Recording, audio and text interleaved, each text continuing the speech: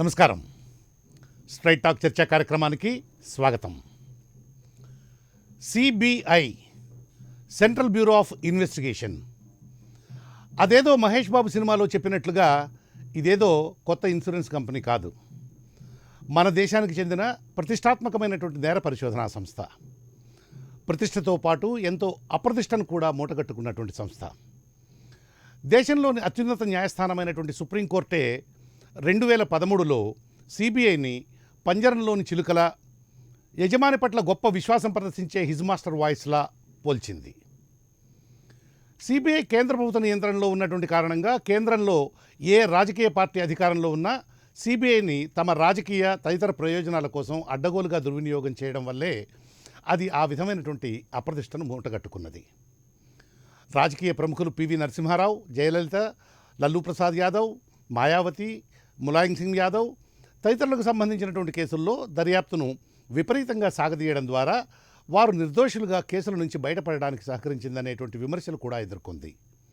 అదేవిధంగా అత్యంత వివాదాస్పదమైనటువంటి బోఫోర్స్ కేసులో మాజీ ప్రధాని రాజీవ్ గాంధీ ప్రభుత్వానికి ఎంతో అప్రతిష్ట తీసుకువచ్చినటువంటి కేసులో, దేశ రక్షణకు అవసరమైనటువంటి శతఘ్నుల కొనుగోలులో ముడుపులు ముట్టినట్లుగా ఆరోపణలు వచ్చినటువంటి కేసులో రాజీవ్ సతీమణి సోనియా గాంధీకి సన్నిహితుడైనటువంటి ఇటలీ వ్యాపారి ఒటావియో ఖత్రోచి, అతడి భార్య మారియా బ్యాంకు ఖాతాలను మొదట స్తంభింపజేసినటువంటి సిబిఐ ఆ తర్వాత 2006 జనవరిలో గుట్టుచప్పుడు కాకుండా ఆ ఖాతాల స్తంభనను ఎత్తివేయడమే కాక 2009 ఏప్రిల్ 29వ తేదీన వారిద్దరి పేర్లపై ఇంటర్పోల్ ద్వారా ఉన్నటువంటి రెడ్ క్రాస్ నోటీసును ఉపసంహరించి వారు దేశం వదిలి పారిపోయేందుకు సహకరించినటువంటి ఉదంతం సిబిఐకి చాలా చెడ్డ పేరు తీసుకొచ్చింది. ఇది కేవలం ఒక ఉదాహరణ మాత్రమే. బీజేపీ అధికారంలోకి వచ్చిన తర్వాత కూడా సిబిఐని, ఎన్ఫోర్స్మెంట్ డైరెక్టరేట్ను, ఇన్కమ్ ట్యాక్స్ డిపార్ట్మెంట్ను దుర్వినియోగం చేసినటువంటి సందర్భాలు కోకొల్లలు. ఏ రాజకీయ పార్టీ అధికారంలో ఉన్నా సిబిఐ దుర్వినియోగం ఆగలేదు. కాస్త ఎక్కువ, కాస్త తక్కువ అంతే. ఆ సంస్థకు సరైనటువంటి వసతులు, సిబ్బంది తదితరాలను సమకూర్చకపోవడం కూడా మామూలే. ఇంకా చెప్పాలంటే అసలు సిబిఐ అస్తిత్వమే రాజ్యాంగ విరుద్ధమని గౌహతి హైకోర్టు తీర్పునివ్వగా, ఆ సంస్థ ఏర్పాటుకు ఆధారమైనటువంటి Delhi special police establishment act చట్టంలోని కొన్ని అంశాలు రాజ్యాంగ విరుద్ధమని సుప్రీంకోర్టు కూడా కొట్టివేసింది. ఈ నేపథ్యంలో సిబిఐని ప్రభుత్వ నియంత్రణా పంజరం నుంచి విడిచిపెట్టి స్వేచ్ఛనివ్వాలని, దానికి మరిన్ని అధికారాలు, ప్రత్యేక బడ్జెట్టు, అధికార పరిధి దఖలుపరిచి సిబ్బందితో, వివిధ విభాగాలతో వనరులు, ఆర్థిక సదుపాయాలు కల్పించి అమెరికా కేంద్ర గూఢచారి సంస్థ ఎఫ్బిఐకి, బ్రిటన్ గూఢచారి సంస్థ స్కాట్లాండ్ యార్డుకి ధీటుగా, శక్తివంతంగా తయారు చేస్తూ చట్టం చేసి తీరాలని మద్రాస్ హైకోర్టు మదురై బెంచి కేంద్ర ప్రభుత్వానికి సూచన కాదు, స్పష్టమైనటువంటి ఆదేశాలిచ్చింది. సిబిఐపై ప్రభుత్వ నియంత్రణకు ఇక స్వస్తి పలకవలసిందేనని, కంట్రోలర్ అండ్ ఆడిటర్ జనరల్ మాదిరిగా, ఎన్నికల కమిషన్ మాదిరిగా సిబిఐ కూడా పార్లమెంటుకు మాత్రమే జవాబుదారీగా ఉండే విధంగా చట్టం చేయాలని మద్రాస్ హైకోర్టు స్పష్టం చేసింది. సిబిఐ ప్రస్తుతం ప్రధానమంత్రి కింద పనిచేస్తున్నటువంటి కేంద్ర సిబ్బంది శిక్షణా విభాగం నియంత్రణలో పనిచేస్తోంది. సైబర్, ఫోరెన్సిక్, ఆర్థిక రంగాల నిపుణులను నేరుగా పూర్తిస్థాయి ఉద్యోగులుగా నియమించుకునేటువంటి విధానం కూడా సిబిఐకి ఉండాలని పలు ఇతర సూచనలను కూడా మద్రాస్ హైకోర్టు చేసింది.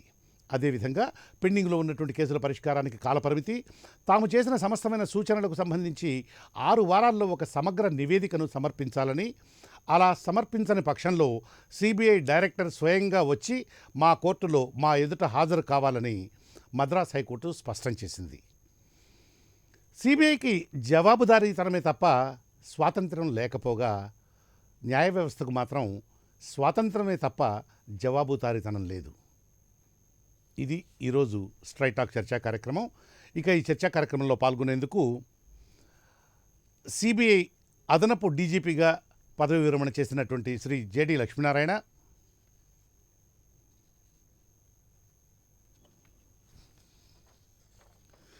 High court advocate Shri M Sodekar,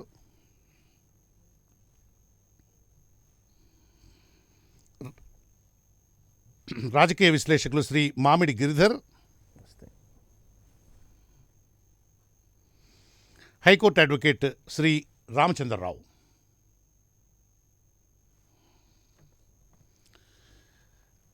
good evening sir. Lakshminarayana గారు, గుడ్ ఈవినింగ్ సార్.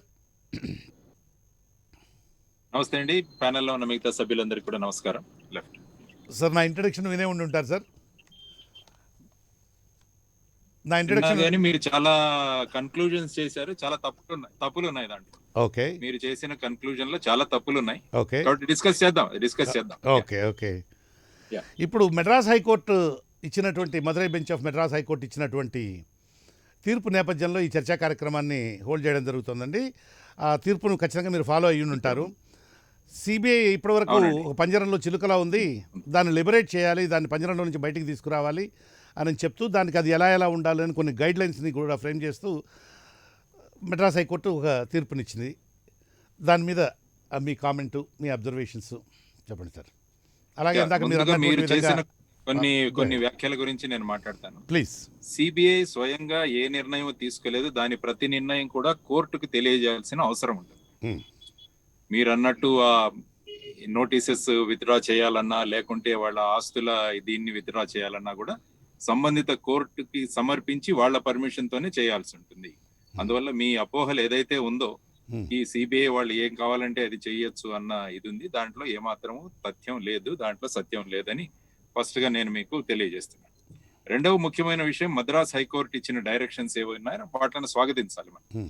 ఎందుకంటే వాళ్ళు అన్నది ఏంటంటే, CAG, election commission of India ఏ విధంగా అయితే రాజ్యాంగంలో వాటికి ఒక స్థానం ఉందో, అదే విధమైన స్థానాన్ని గనుక సిబిఐకి కలుగజేయగలిగితే అప్పుడు దాని పారదర్శకత, దాని పనిచేసే తత్వము, ఎవరైనా పొలిటికల్ గా ఇన్ఫ్లుయెన్స్ చేసే ప్రయత్నాలు చేస్తారో వాళ్ళ ప్రయత్నాలను కూడా ఇంకా మనం సమర్థవంతంగా ఎదుర్కోవచ్చు అన్న ఒక ప్రతిపాదన ఏదైతే ఉందో, ఈ యాక్చువల్ గా మద్రాస్ హైకోర్టు ఇచ్చిన తీర్పుకి కారణం ఏంటో కూడా ఒకసారి మనం ఆలోచించాలి. అవును, మద్రాస్ హైకోర్టు మదురై బెంచ్ దగ్గర ఒక ఫిన్టెక్ అనే సంస్థ 300 కోట్ల అవినీతి చేసిందని చెప్పి ఒక చిట్ ఫండ్ సంస్థ, దాన్ని సిబిఐ ఇన్వెస్టిగేషన్ చేయాలని పిటిషనర్ కోరగా, అప్పుడు సిబిఐ ఏం రిప్లై ఇచ్చిందంటే, మా దగ్గర సఫిషియెంట్ మ్యాన్ పవర్ లేదు, అందువల్ల ఈ కేసు మేము ఇన్వెస్టిగేట్ చేయలేము అని చెప్పినందువల్ల అప్పుడు మదురై బెంచ్ ఏమనిందంటే, ప్రజల దగ్గర నుంచి సిబిఐ ద్వారా అనేక కేసులు ఇన్వెస్టిగేట్ చేయాలన్న ఒక తపన వాళ్ళలో ఉంటుంది.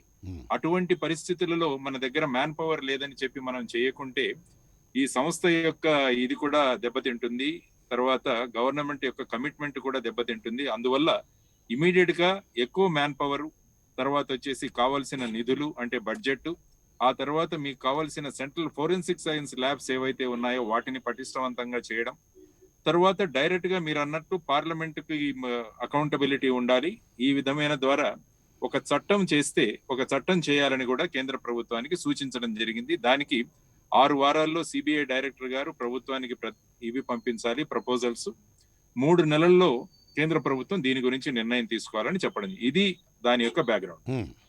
తర్వాత ముఖ్యంగా సిబిఐ అస్తిత్వాన్ని గురించి, సిబిఐ పారదర్శకత గురించి ఎప్పుడైతే రాజకీయ వ్యక్తులు ఇన్వాల్వ్ అవుతారో అప్పుడు చాలా కామెంట్స్ చేస్తారు. ఎందుకంటే అధికార పక్షం, ప్రతిపక్షం అని 2 ఉంటాయి మన దగ్గర. అందువల్ల ఏది చేసినా కూడా ఒక పార్టీ నుంచి ఆ సిబిఐ అనే సంస్థకు ఎవరో ఒకరు ఏదో ఒకటి మాట్లాడుతుంటారు. కానీ నేను ప్రధానంగా ఇక్కడ చెప్పాల్సిన ఒక విషయం ఏంటంటే, రాజకీయ వ్యక్తులు ఉన్న కేసులలో ఆల్మోస్ట్ 80-85% కేసులు హైకోర్టు లేదా సుప్రీంకోర్టు ఇచ్చిన కేసు. సిబిఐ సుమోటోగా రిజిస్టర్ చేసిన కేసులు కావు. అందువల్ల ఎప్పుడైతే హైకోర్టు, సుప్రీంకోర్టు డైరెక్షన్స్ లో వస్తాయో వాటి మానిటరింగ్ అది డైరెక్టర్ ఆఫ్ సిబిఐ వాళ్ళ లెవెల్లో జరుగుతుంటుంది. ఇది మనం గమనించాల్సిన విషయం ప్రధానంగా. ఆ తర్వాత ఏంటంటే, సిబిఐ చేసే ప్రతిదీ కూడా కోర్టుకి ముడిపడి ఉంటుంది అని నేను ఇంతకు ముందే చెప్పాను. అందువల్ల కోర్టు ద్వారా రిఫర్ కాకున్నప్పటికీ, ఒక్క నిమిషం లక్ష్మీనారాయణ గారు, కోర్టు ద్వారా కేసు రిఫర్ కాకపోయినప్పటికీ సుప్రీంకోర్టుది, హైకోర్టుది పర్యవేక్షణ ఉంటుందా? పర్యవేక్షణ ఉండదు. ఏదైతే పర్టికులర్ కేసులో కోర్టు మానిటరింగ్ అని చెప్పినప్పుడు అప్పుడు హైకోర్టు, సుప్రీంకోర్టు మానిటర్ చేస్తాయి. అదర్వైజ్ ఆ ప్రాంతాల్లో ఉన్న సిబిఐ కోర్టు ఏదైతే ఉంటుందో వారికి రిపోర్ట్స్ అన్ని సబ్మిట్ చేస్తూ ఉండాలన్నమాట. అది ఇన్వెస్టిగేషన్ జరిగే విషయం. అందువల్ల మీరు అంటున్నది ఏంటంటే, ఈ రాజకీయ పార్టీలు ఎప్పుడైతే ఇన్వాల్వ్ అవుతాయో అటువంటి సమయంలో సిబిఐ మీద కామెంట్స్ చేయడం అన్నది చాలా ఎక్కువగా ఉంటుంది. ఇది మీరు గమనించాల్సిన విషయం. తర్వాత ఎవిడెన్స్ అన్నది చాలా ముఖ్యం. ఉమ్, భారతదేశ న్యాయ స్మృతి ఎలా ఉందంటే, ఒక 100 మంది ఎవరి మీదైతే ఇటువంటి ఆరోపణలు ఉన్నాయో వాళ్ళు తప్పించుకున్నా పర్వాలేదు కానీ ఒక ఇన్నోసెంట్ తప్పించుకోకూడదు అన్నది. తర్వాత మనం ప్రూవ్ చేసేదంతా కూడా బియాండ్ రీజనబుల్ డౌట్ అన్నది చాలా ముఖ్యమైన విషయం. ఉమ్, సివిల్ కేసెస్ లో అయితే ప్రిపాండరెన్స్ ఆఫ్ కానీ క్రిమినల్ కేసెస్ లో బియాండ్ రీజనబుల్ డౌట్. ఉమ్, అందువల్ల ఎక్కడైనా కోర్టుకు డౌట్ వస్తే దాని అడ్వాంటేజ్ ఏమవుతుందంటే అక్యూజ్డ్ కి వెళుతుంది. నేరం ఎవరి మీద అయితే ఆరోపించబడుతుందో ఆ విధమైన న్యాయ వ్యవస్థలో మనం పనిచేస్తున్నాం. ఉమ్, కాబట్టి వీటన్నిటిని కూడా పరిశీలించి ఉమ్, ఆ కేసులో గనక సపోజ్ ఫర్ ఎగ్జాంపుల్ మీరు చూస్తే ఇప్పుడు ఆ, శశి థరూర్ గారి కేసు నిన్న చూసాం. అవును. అది ఎంత 7 సంవత్సరాల నుంచి నడుస్తున్న కేసు. నిన్న కోర్టు డిశ్చార్జ్ చేసింది. వాళ్ళు అనడం ఏంటంటే ఎవిడెన్స్ ఏమీ దొరకలేదు దాంట్లో అని. ఉమ్, అందువల్ల ఏంటంటే ఇన్వెస్టిగేషన్ అన్నది మనం అనుకున్నట్టు అంత తేలికైన విషయం కాదు. ఉమ్, ఎవిడెన్స్ సంపాదించడం అన్నది కూడా చాలా ముఖ్యమైన విషయం. అందులో ఇప్పుడు చూస్తే ఆల్మోస్ట్ 65% to 70% కేసెస్ లో కన్విక్షన్ అనేది సైడ్ లో పెట్టు 65 to 70% కేసెస్ లో సిబిఐ లో కన్విక్షన్స్ ఉన్నాయి. అది మొత్తం దేశంలోనే చాలా ఎక్కువైంది. ఇది కూడా మనం గమనించాలి. అయినా కూడా ఒక సంస్థ యొక్క ఇది ఏదైతే ఉంటుందో దాని ఎఫిషియన్సీ ఏదైతే ఉంటుందో దాన్ని పెంచడం అన్నది ప్రతి ఒక్కరి రెస్పాన్సిబిలిటీ. అందువల్ల నిన్న మదురై బెంచ్ ఇచ్చిన ఏదైతే తీర్పు ఉందో ఆ తీర్పును గనక అమలు చేయగలిగితే సిబిఐ యొక్క ఇంకా దాని పనిచేసే విధానం బాగుంటుంది. ఇంకా వాళ్ళకున్న బడ్జెటరీస్ కానీ మిగతా విషయాల్లో కానీ చాలా మార్పులు వస్తాయని నేను అనుకుంటాను. ఉమ్, ఉమ్. ఈ ఒక్క విషయం కూడా మీరు క్లారిఫై చేస్తే బాగుంటుందేమో లక్ష్మీనారాయణ గారు క్విక్గానే. బోఫోర్స్ కేసులో ఖత్రోచి వాళ్ళ మీద ఇష్యూ అయినటువంటి రెడ్ కార్నర్ నోటీస్ అనేటువంటిది అది ఎత్తివేయడానికి, అది దాన్ని విత్డ్రా చేయడానికి, అలాగే బ్యాంక్ అకౌంట్ని డీఫ్రీజ్ చేయడానికి దీనికి సంబంధించినటువంటి డెసిషన్స్ అనేటువంటి తీసుకొని సిబిఐ తీసుకొని కోర్టుకు ఇన్ఫార్మ్ చేస్తుందా, కోర్టు అనుమతితో సిబిఐ ఆ పని చేస్తుందా? సిబిఐ తీసుకున్న నిర్ణయాలకు కోర్టుకి సబ్మిట్ చేసి కోర్టు యొక్క పర్మిషన్ తో చేయాల్సి ఉంటుంది ప్రతి ఒక్కటి. అది చాలా ముఖ్యమైన అంటే విషయం. నిర్ణయం అది అనేటువంటిది గమనించాల్సిన సిబిఐ అవసరం. తీసుకుంటుంది. నిర్ణయం సిబిఐ తీసుకుంటుంది బేస్డ్ ఆన్ ది సర్కమ్స్టాన్సెస్. అక్కడ ఉన్న అదే. పరిస్థితులు, కలెక్ట్ అయిన ఎవిడెన్స్, అదే. ఇవన్నీ వీటి బేసిస్ మీద. ఎందుకంటే రేపు చాలా చర్చ జరుగుతుంది, మీడియాలో కూడా చాలా చర్చ జరుగుతుంది. కానీ ఫైనల్ గా ఎవిడెన్స్ కలెక్ట్ చేయడానికి పోతే తగిన ఎవిడెన్స్ దొరకకపోవచ్చు. అది కూడా మనం గమనించాలి. అవునవును, అది కరెక్టే. కానీ డెసిషన్ మాత్రం సిబిఐ తీసుకుంటుంది. ఎందుకంటే ఇప్పుడు సిబిఐ ఆ డెసిషన్ తీసుకున్నటువంటి టైంలో యూపీఏ 2 గవర్నమెంట్ పవర్లో ఉన్నది. అంటే అప్పుడు Sonia Gandhi was the UPA chairperson. ఈ ఖత్రోచి అనేటువంటి ముద్దాయి ఎవరైతే ఉన్నారో, నిందితులు ఎవరైతే ఉన్నాయో, అది ఏంటంటే మీలాంటి వాళ్ళు మిగతా వాళ్ళు కూడా ఇలాంటివి ఏదో ఒకటి పాయింట్ తీసుకొని దాంట్లో ఆ సంస్థ మీద బురద చల్లడానికి ప్రయత్నిస్తుంటారు. సర్వసాధారణంగా జరిగే విషయం. కానీ అందులో ఉన్న ఎవిడెన్స్ ఏంటి, ఎంత ఎవిడెన్స్ వచ్చింది? అందుకనే భారతీయ స్మృతిలో ఏంటంటే ఒక 100 మంది దొంగలు తప్పించుకున్నా పర్లేదు కానీ ఒక ఇన్నోసెంట్ పనిష్ అవ్వకూడదు అన్నది మన సిస్టమ్. ఆ సమయంలో వాళ్ళ మీద ఏ విధమైన ఎవిడెన్స్ ఉందో ఇవన్నీ కూడా మనకు తెలియదు ఆ విషయాలు. కానీ మనం ఏమనుకుంటామంటే కొన్ని కంజంక్షర్స్ ఇవి పాస్ చేసి మనం ఒక సంస్థ మీద మాట్లాడేదానికి ప్రయత్నం చేస్తుంటాం. అందువల్ల డీప్ గా మనం వెళ్ళి అందులో ఉన్న ఎవిడెన్స్ ఏం దొరికిందన్న దాని గురించి కూడా ఆలోచించాల్సిన అవసరం చాలా ఉంటుందన్నది నేను తెలియజేయాలి. ఎందుకంటే ఒక సంస్థని బురద అంటించడం చాలా సులభం, కానీ ఆ సంస్థ పడుతున్న కష్టాలు ఏంటో వాటి గురించి మనం చర్చించాం. అది కూడా మనం ఆలోచించాల్సిన విషయం. అవును. తర్వాత చివరిగా ఇంకొక చిన్న క్లారిఫికేషన్. 100 మంది ముద్దాయిలు, అదే 100 మంది దోషులు తప్పించుకున్న, ముద్దాయిలు కాదు, 100 మంది దోషులు తప్పించుకున్న, నేరస్తులు తప్పించుకున్నా పర్వాలేదు కానీ ఒక్క అమాయకుడైనటువంటి వ్యక్తి లేదా నేరం చేయనటువంటి వ్యక్తి తప్పించుకోవడం అతనికి శిక్ష పడకూడదు అనేటువంటిది మన న్యాయశాస్త్ర మౌలిక సూత్రం అనేటువంటిది అన్నారు కదా. మిగతా దేశాల్లో, అంటే మీరు సిబిఐలో సీనియర్ ఆఫీసర్గా పనిచేస్తున్నారు, అడిషనల్ డీజీపీగా పనిచేస్తున్నారు కదా, మిగతా దేశాలలో కూడా ఇదే విధమైనటువంటి సిస్టమ్ ఏమైనా ఉందా? లేకపోతే దీనికి పూర్తిగా ఆపోజిట్గా ఉన్నటువంటి సిస్టమ్ ఏమైనా ఉందా ఇతర దేశాలలో, ప్రపంచంలో? ప్రతి ఒక్క దేశంలో వాళ్ళ సిస్టమ్స్ వేరు. మనం ఎందుకంటే బ్రిటిష్ సిస్టాన్ని మనం ఫాలో అవుతున్నాం. యాక్చువల్ గా ఈ సిస్టమ్ లో మార్పు తీసుకురావాలని 2003వ సంవత్సరంలో మలిమత్ కమిటీ అని ఒకటి ఏర్పాటు చేయడం జరిగింది. వాళ్ళు టోటల్ గా మన క్రిమినల్ జస్టిస్ సిస్టమ్ ను స్టడీ చేసి వాళ్ళు చాలా సజెషన్స్ ఇచ్చారు. అందులో వాళ్ళు ఏమన్నారంటే క్రిమినల్ కేసెస్ లో కూడా మనం సివిల్ కేసుల్లాగా preponderance of probability beyond reasonable doubt కాకుండా ప్రిపాండరెన్స్ ఆఫ్ ప్రాబబిలిటీస్ కూడా మనం ఇచ్చి దాని విధంగా చేస్తే ఇంకా ఎక్కువ కేసుల్లో కన్విక్షన్స్ వస్తాయి. తర్వాత దానివల్ల న్యాయ వ్యవస్థ పైన, తర్వాత నేరం చేయాలని ఎవరికైనా ఉంటే వాళ్ళ మీద కూడా అది పట్టు బిగుస్తుంది అని చెప్పడం జరిగింది. కానీ ఆ మలిమత్ కమిటీ ఇచ్చిన రికమెండేషన్స్ ఇంతవరకు వాటికి అమలు కాలేదు. ఎందుకంటే ప్రభుత్వాలలో ఉన్న వాళ్ళు వ్యవస్థలలో మార్పులు తీసుకొచ్చే ప్రయత్నాలు చాలా తక్కువగా చేస్తున్నారు ఈ వ్యవస్థ. ఎందుకంటే చాలా పార్టీలలో క్రిమినల్ రికార్డ్స్ ఉన్న వాళ్ళు చాలా మంది ఉన్నారు.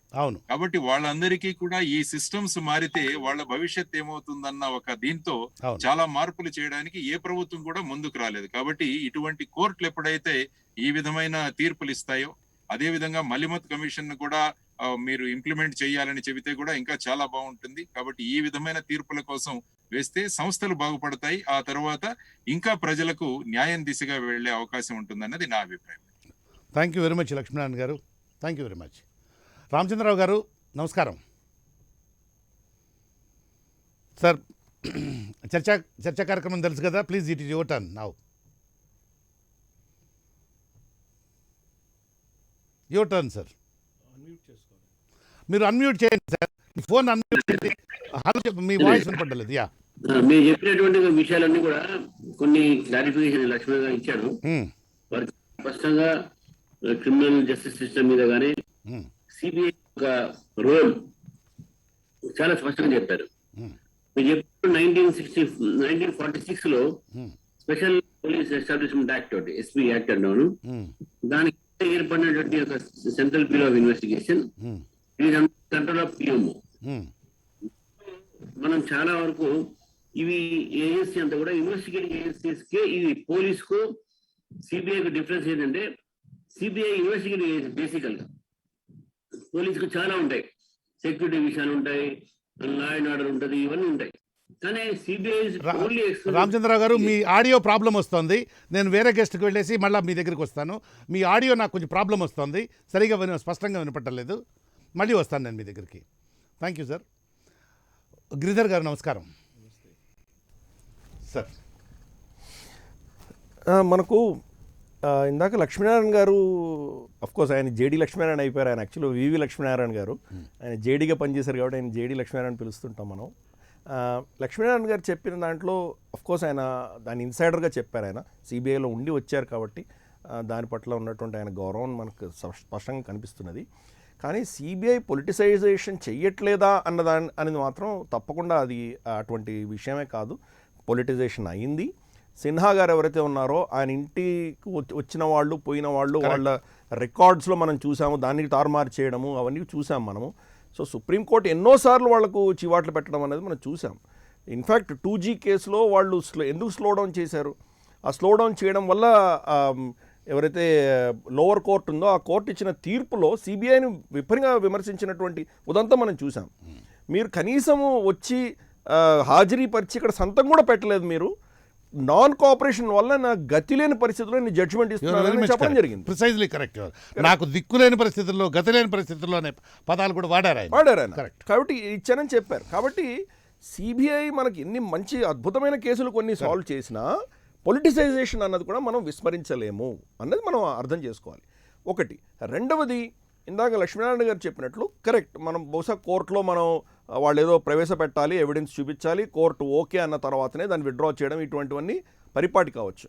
కానీ ఏ సింపుల్ కేసెస్లో కూడా మనమేమో వీళ్ళని కొంతమందిని అరెస్ట్ చేసి for instance Arnab Goswami case తీసుకోండి. మీరు అర్నబ్ గోస్వామిని తీసుకెళ్ళి అసలు ఎప్పుడో మూతబడినటువంటి కేసుని యూనిలేటరల్గా ఓపెన్ చేసి దానికి సంబంధమే లేనటువంటి పరిస్థితుల్లో ఆయన తీసుకెళ్ళి జైల్లో పెట్టారు. ఆయనకి బెయిల్ అడిగితే బెయిల్ కూడా ఇవ్వనటువంటి పరిస్థితి కోర్టులు. కానీ పటిష్టంగా ఫుల్ ఎవిడెన్స్ తోటి మీరు కేసు వేసి ఆయన అరెస్ట్ కోసం అడిగితే చిదంబరం గారికి 19 సార్లు మీరు బెయిల్ ఇవ్వగలిగారు, అదే ఒక జడ్జి. ఇది ఎలా జరిగిందంటారు మీరు? సో ఒకప్పుడు పొలిటిసైజేషన్ అనేది అంత సర్వవ్యాపిగా జరిగింది. కోర్టులో అపాయింట్ చేసినటువంటి జడ్జెస్ దగ్గర నుంచి తీసుకుని మీకు ఈ సంస్థలలో అపాయింట్ చేసినటువంటి అధికారుల దగ్గర దాకా అందరూ కూడాను పొలిటికల్ అపాయింటీస్గా ఉండినారు. కాబట్టి వాళ్ళని మేనేజ్ చేసుకోగలిగినటువంటి పరిస్థితి. అది ఏ దశకు వెళ్ళిందంటే సిబిఐ అంటే సెంట్రల్ బ్యూరో ఆఫ్ ఇన్వెస్టిగేషన్ కాకుండా కాంగ్రెస్ బ్యూరో ఆఫ్ ఇన్వెస్టిగేషన్ అన్నంతటి అపఖ్యాతి పాలైంది కదా. డెఫినెట్గా. అంటే నేను ఒక పార్టీ పరంగా చెప్పట్లేదు, బట్ జనరల్గా ఏం చెప్తున్నానంటే ఈ పొలిటిసైజేషన్ అన్నది అంటే 50 ఏళ్ళు పైగా కాంగ్రెస్ పరిపాలించింది కాబట్టి ఆబ్వియస్లీ వాళ్ళ హస్తం దీంట్లో విపరీతంగా ఉన్నది మనకు తెలుస్తుంది. In fact Andhra Pradesh chief minister Jaganmohan Reddy గారు ఇప్పుడున్నటువంటి చీఫ్ జస్టిస్ గారికి ఆయన వ్యతిరేకంగా లెటర్ రాసిన ఉదంతం కూడా మనకు తెలుసు. అంటే ఈ పొలిటికల్ అపాయింటీ అన్నటువంటి పంథా ఆయన తీసుకున్నారు. అయినా కానీ సెంట్రల్ గవర్నమెంట్ ఆఫ్ ఇండియా దాన్ని బేఖాతరు చేసి ఆయన్ని చీఫ్ జస్టిస్గా ఖరారు చేసింది, అది వేరే విషయం అనుకోండి. బట్ నేనేమంటున్నానంటే politicisation of judiciary and investigation agencies ఈ రెండు కూడా జరుగుతున్నాయి. నాట్ ఓన్లీ సిబిఐ, సర్వత్రా జరుగుతున్నది ఇది. అయినా కానీ కూడా సిబిఐని తిట్టని వాళ్ళు లేరు. ప్రతి ఒక్కరు సిబిఐ పొలిటిసైజేషన్ అని అంటారే కానీ ప్రతి హైకోర్టు, ప్రతి సుప్రీంకోర్టులో ఉన్నటువంటి ప్రతి కీలకమైన వాళ్ళకి ఏమైనా సమస్య వస్తే కానీ మళ్ళీ సిబిఐ దగ్గరికే వెళ్తున్నారు వాళ్ళు. ఇప్పుడు చూస్తే ఇప్పుడు మమతా బెనర్జీకి సంబంధించి ఎలక్షన్స్ అయిన తర్వాత జరిగినటువంటి ఏవైతే మారణకాండ జరిగిందో దానికి సంబంధించి నేషనల్ హ్యూమన్ రైట్స్ కమిషన్ కావచ్చు లేదా ఇతరత్ర ఎన్నో కేసులు ఫైల్ చేస్తే ఇవన్నీ మళ్ళీ సిబిఐకి హ్యాండ్ ఓవర్ చేసింది అది సుప్రీంకోర్టు. సిబిఐ కనుక అది ఒక పార్టీకి అక్కడ ఉన్నటువంటి సెంట్రల్ గవర్నమెంట్లో ఉన్నటువంటి బీజేపీ ప్రభుత్వానికి బానిసగా ఉంది అని కనుక వాళ్ళకి అనుమానం ఉంటే మళ్ళీ సిబిఐకి ఎందుకు హ్యాండ్ ఓవర్ చేశారు వాళ్ళు?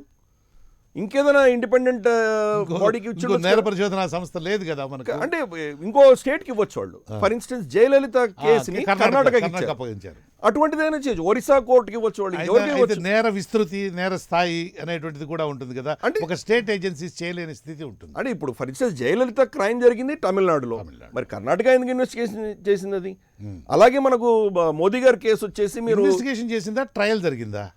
ట్రయల్ చేసినప్పుడు మీకు ఆబ్వియస్లీ ఇన్వెస్టిగేషన్ అంటే మీకు ఎవిడెన్స్ ఆల్రెడీ లోవర్ కోర్టులో కొంత జరిగి ఉంటుంది. జరిగిన తర్వాత నెక్స్ట్ స్టేజెస్లో వెళ్తుంది అది. సో ఇప్పుడు మోదీ గారి కేసులన్నీ ముంబైకి షిఫ్ట్ చేయాలని చెప్పి డిమాండ్, ఇటువంటివి మనం తరచూ చూస్తుంటాం మనం. కాబట్టి మనకు ఈ సిస్టంలోనే మనకు ప్రాబ్లం ఉన్నది. రేపు సిబిఐని మీరు కనుక ఒక ఇండిపెండెంట్ బాడీగా చేస్తే అది ఇండిపెండెంట్ బాడీగా ఉండి కరప్ట్గా ఉండదు అని మనం ఏం గ్యారంటీ ఇవ్వగలమా? అక్కడ పొలిటికల్ ఇన్ఫ్లుయెన్స్ ఉండదని మనం చెప్పగలమా? ఆఫ్టర్ ఆల్ సుప్రీంకోర్టులోనే పొలిటికల్ ఇన్ఫ్లుయెన్స్ ఉంది అని చెప్పేసి అందరూ స్టేట్మెంట్స్ ఇస్తుంటే, ఇన్ఫ్యాక్ట్ ప్రభుత్వానికి సపోర్టివ్గా ఏదైనా జడ్జిమెంట్ వస్తే కనుక ప్రశాంత్ భూషణ్ లాంటి వాళ్ళు ఇదంతా పార్టీ కొనేసుకుంది, బీజేపీ ఒక సంస్థగా పనిచేస్తోందని చెప్పి వాళ్ళ మీద దుర్భాషలు మాట్లాడడం మనం చూసాం. ఒకవేళ వాళ్ళకి వ్యతిరేకంగా వస్తే కనుక వీళ్ళు కాంగ్రెస్ నామినేటెడ్ జడ్జెస్ అని చెప్పి బీజేపీకి సపోర్ట్ చేస్తున్న వాళ్ళు కూడా అంటున్నారు. సో ఏదేమైనా కానీ కూడా మనకు మన సంస్థలలో వ్యక్తులు ఇంపార్టెంట్. ఫర్ ఇన్స్టెన్స్ అదే ఎలక్షన్ కమిషన్లో ఉన్నప్పుడు మనకు రిగ్గింగ్ జరిగేది, గన్నులు పట్టుకొని బ్యాలెట్ బాక్సులు కబ్జా చేసుకొని గెలుచుకునేవాళ్ళు ఇదివరకు. ఒక టీఎన్ సెషన్ రాగానే ఎందుకు మారిపోయింది అది? కరెక్ట్. టీఎన్ శేషన్ ఒక్క వ్యక్తి అదే చట్టం, కొత్త చట్టం ఏం తీసుకురాలేదు, ఉన్న చట్టమే, ఉన్న రూల్స్ అండ్ రెగ్యులేషన్స్, ఉన్న సిబ్బంది. కరెక్ట్. ఏం మార్చలేదు. కానీ ఆయన ఎంత మార్పు తీసుకురాగలిగాడు? ఆ మార్పుని భయపడి ప్రభుత్వము దాన్ని 1 మ్యాన్ కమిషన్ నుంచి 3 మ్యాన్ కమిషన్కి ఎక్స్పాండ్ చేసుకున్నారు వాళ్ళు. అవును, ప్రత్యేక పార్లమెంట్ ప్రత్యేక సమావేశం పెట్టి చేసుకున్నారు. అంటే ఈ సంస్థల యొక్క పారదర్శకత అన్నది పొలిటికల్ సిస్టమ్కి నచ్చదు. ఏ పొలిటికల్ సిస్టమ్ ఉన్నా కానీ ఇటువంటి ఇండిపెండెంట్గా ఏదైనా కనుక వ్యవహరిస్తే ఈరోజు పారదర్శకంగా అద్భుతంగా పనిచేసినా రేపు అక్కడ కూర్చునేవాడు కనుక ఒక ఏమైనా కొంచెం పర్వర్టెడ్ ఉంటే కనుక ఇది ఇబ్బంది వస్తుంది అన్నది ఒక భయం. సో వాళ్ళకి అందరికీ కూడాను మార్పులు ఏవైనా కానీ ఇంక్రిమెంటల్గా మార్పులు ఉండాలి. ప్లస్ డ్రాస్టిక్ చేంజెస్ అన్నది వాళ్ళు తట్టుకోదు, మన ప్రభుత్వం తట్టుకోలేదు. అందుకని సిబిఐ మన పొలిటికల్ పార్టీస్ పొలిటికల్ సిస్టమే లాగుంది. ఇప్పుడు మీరు for instance electoral reforms, police reforms, ఇప్పుడు పోలీస్ రిఫార్మ్స్ ఏమవుతున్నాయి? ఏమో అవ్వట్లేదు కదా. లా ఆఫ్ ఎవిడెన్స్ కానీ మిగతా మీకు కోర్టులో జరుగుతున్న ఇన్వెస్టిగేషన్స్ కానీ కోర్టులో ఇస్తున్నటువంటి లా ఆఫ్ ఎవిడెన్స్ కానీ ఇవన్నీ కూడా ఎప్పుడో బ్రిటిష్ వాళ్ళు పెట్టిన పోయినవి. మనం ఈ రోజు దాకా చేంజ్ చేసుకోలేదు అవి. కోర్టులో మీకు ఏ చెప్తే అదే సత్యం. అది నిజంగా గ్రౌండ్ లెవెల్లో ఏదో ఉందో అక్కడికి ఇక్కడికి ఎందుకు మారిపోతున్నాయి? ఎందుకు ఎవిడెన్స్ని తారుమారు చేస్తున్నారు? వీటికి సంబంధించింది ఎవిడెన్స్, ఆల్టర్నేట్ ఎవిడెన్షియల్ సిస్టమ్ మనం ఏమైనా ఎవాల్వ్ చేయగలమా? ఇవన్నీ మనం దాని గురించి ఆలోచన కూడా చేయట్లేదు. ఈ రోజు కూడా మనకు జ్యుడిషియల్ రిఫార్మ్స్ జరగట్లేదు. మీకు ఎప్పుడో బ్రిటిష్ వాళ్ళు క్రిస్మస్ టైంకి వాళ్ళు లండన్కి వెళ్ళిపోయే వాళ్ళు కాబట్టి క్రిస్మస్ హాలిడేస్ ఉన్నాయి. మన ఎండ తట్టుకోలేక షిమ్లాకి వెళ్ళి క్రికెట్ ఆడుకునేవాళ్ళు కాబట్టి సమ్మర్ హాలిడేస్ ఉండేవి. ఇప్పుడు కూడా వదలలేదు. ఇప్పుడు కూడా మనకు సమ్మర్ హాలిడేస్ వాళ్ళకి అన్ని లక్షల కేసులు పెండింగ్ ఉన్నప్పుడు వాళ్ళు ఎందుకు సమ్మర్ వెకేషన్ తీసుకోవాలి? వాళ్ళు అంటే అన్ని ఎక్కువ సెలవులు అంటే వాళ్ళకి సమ్మర్ వెకేషన్ ఉంటుంది జడ్జెస్ కోర్ట్స్కి. అలాగే మనకు వింటర్ వెకేషన్ ఉంటుంది. ఎందుకు అది ఇన్ని లక్షల కేసులు ఉన్నప్పుడు మీరు తీసుకోవాల్సిన మీకు బాధ్యత లేదా, మారాల్సిన బాధ్యత లేదా? ఇది మన పరిస్థితి. మన జ్యుడిషియల్ రిఫార్మ్స్ కానీ, పోలీస్ రిఫార్మ్స్ కానీ, ఇన్వెస్టిగేటివ్ రిఫార్మ్స్ కానీ మన ఎస్టాబ్లిష్మెంట్లో చాలా రిలక్టెన్స్ ఉంటుంది. దాన్ని చేయడానికి మనకు ఒక రెసిస్టెన్స్ ఉంటుంది, పొలిటికల్ రెసిస్టెన్స్ ఉంటుంది. ఉన్న సంస్థలలో కూడా మార్పు గురించి వాళ్ళు కోరుకోరు. ఎవరో లక్ష్మీనారాయణ గారు లాంటి వాళ్ళు పారదర్శకంగా ఆలోచన చేస్తారు కాబట్టి చేంజెస్ కావాలనుకుంటారు. కానీ సిబిఐలో ఉన్న వాళ్ళకు కూడా మార్పులు డ్రాస్టిక్గా వస్తే కనుక వాళ్ళ పవర్ ఎక్కడ తగ్గిపోతుందో, ఇంకెక్కడ ఏమవుతుందో అని వాళ్ళ భయాలు వాళ్ళకు ఉంటాయి. కాబట్టి ఇవన్నీ కూడా ఏంటంటే ఒక ఇంక్రిమెంటల్గా జరుగుతున్నాయి. అన్ఫార్చునేట్లీ మనకు అనుకున్నటువంటి పేస్లో జరగట్లేదు. జరిగిన మార్పులను కూడా మనకు రుచించట్లేదు. మనకు ఈ కోర్టు జడ్జిమెంట్ ఇచ్చినా కానీ కూడా బహుశా ప్రభుత్వాలు దీని గురించి పెద్దగా అంత సీరియస్ స్పందిస్తారని నేను అనుకోను. ఓకే, థ్యాంక్ యూ గిరిధర్ గారు. సోడేకర్ గారు, good evening sir. Good evening sir, go ahead sir. Sir, ఇది మొట్టమొదటిగా ఏంటంటే రెండు డిఫరెంట్ ఇష్యూస్ మనం ఇక్కడ మాట్లాడుకోవాల్సి వస్తుంది. ఒకటి పొలిటికల్ డెసిషన్, రెండోది కోర్టు. మనం చెన్నై నుంచి మొదలు పెడితే, ఒకటి టు స్టార్ట్ విత్, నేను చెన్నై ఇచ్చిన ఇంటర్మ్ ఆర్డర్ తోటి, ఇది ఇంటర్మ్ ఆర్డర్ ఫైనల్ జడ్జ్మెంట్ కాదు, ఇంటర్మ్ ఆర్డర్ తోటి నేను కొంత ఏకీభవిస్తాను. అయితే దీనిలో కొంత గ్యాప్ కూడా ఉంది, ఇది కూడా ఫిల్అప్ చేయాలి. అందుకని నేను రెండు వర్టికల్స్ ఆఫ్ మన సొసైటీ నేను ప్రస్తావించడం జరిగింది. పొలిటికల్ దానిలో వచ్చేసి మనం ఎందుకు పొలిటికల్ గా తీసుకోవాలి దీని అంటే, మనకి ఇది మినిస్ట్రీ ఆఫ్ హోమ్ అఫైర్స్ నుంచి మనకి ఈ సిబిఐ రిలేటెడ్ ఉంది. మనకి దీనికి ప్రత్యేకమైన చట్టం అంటూ అంటే మనకి Delhi special police establishment home department కింద లేదు సార్. ఇది హోమ్ డిపార్ట్మెంట్ కింద ఉండదు. నో సిబిఐ అనేది హోమ్ డిపార్ట్మెంట్ కింద ఉండదు. ప్రధానమంత్రి అదే controversy. This is what precisely I wanted to raise. మీకు సిబిఐకి ఇండిపెండెన్స్ లేదనే కదా కోర్టు చెప్తాను. సిబిఐ అడ్మినిస్ట్రేటివ్ కంట్రోల్ అనేటువంటిది department of personnel and training కింద ఉంటుంది. డిపార్ట్మెంట్ ఆఫ్ పర్సనల్ ట్రైనింగ్ ఎవరిది? ఏ డిపార్ట్మెంట్? ఎవరి కింద అది? ప్రైమ్ మినిస్టర్ కింద, డైరెక్ట్ గా ప్రైమ్ మినిస్టర్ కింద ఉంటుంది. ఇప్పుడైతే మీకు ఇప్పుడు మనకి రెండు కేసెస్ మనం ప్రస్తావిస్తే, చెన్నై కానీ లేదా కోల్గేట్ కేసు కానీ, కోల్గేట్ కేసునే కదా చెన్నై కేసులో రిఫర్ చేస్తాం. అవును, ఈ పంజరంలోని చిలకను వదిలేసి ఏ రోజు మీరు స్వతంత్రం ఇస్తారని కదా అడుగుతాం చెన్నైలో. దానికంటే ముందున్న కేసుల్లో కూడా ఇదే ప్రస్తావనలు వచ్చినాయి కదా. మరి మీకు డైరెక్ట్ గా మీరు ఇంకా ముందుకెళ్ళి సమ్వేర్ అరౌండ్ ఎర్లీ 90s తీసుకుంటే, గౌహతిలో 2013 లో గౌహతి హైకోర్టు సిబిఐ అన్కాన్స్టిట్యూషనల్ కొట్టేసింది.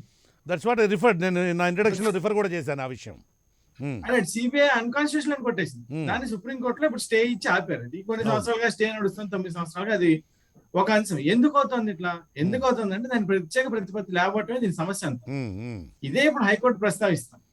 నేనేం ప్రస్తావించదలుచుకున్నానంటే, ఓకే, చెన్నై హైకోర్టు తీసుకుంది, వాళ్ళకి డైరెక్షన్స్ ఇచ్చింది, మీరు 6 వారాల్లో ఇవ్వండి, మీరు ఇచ్చిన ప్రతిపాదనని 3 నెలల్లో సెంట్రల్ గవర్నమెంట్ అప్రూవ్ చేయాలని చెప్తాను. ఓకే, హైకోర్టు చెప్తాను దాని స్పెషల్ పవర్స్ లో, ఎందుకంటే ఒక పబ్లిక్ ఇంట్రెస్ట్ లిటిగేషన్ డీల్ చేస్తున్నారు, ఆర్టికల్ 226 కింద ఉన్నారు, వాళ్ళకి స్పెషల్ పవర్స్ ఉంటాయి 226 లో, వాళ్ళు మాట్లాడుతున్నారు, ఒక ఆస్పెక్ట్. కానీ అసలు మీకు ఒక ప్రత్యేక ప్రతిపత్తి ఇవ్వడానికి కోర్టు ఎవరికి డైరెక్షన్ ఇవ్వాలి? సిబిఐకి ఇవ్వకూడదు కదా, సెంట్రల్ గవర్నమెంట్ కి డైరెక్షన్ ఇవ్వాలి. ఇచ్చిన డైరెక్షన్ సెంట్రల్ గవర్నమెంట్ కి కదా, సిబిఐకి డైరెక్షన్ ఇవ్వలేదు.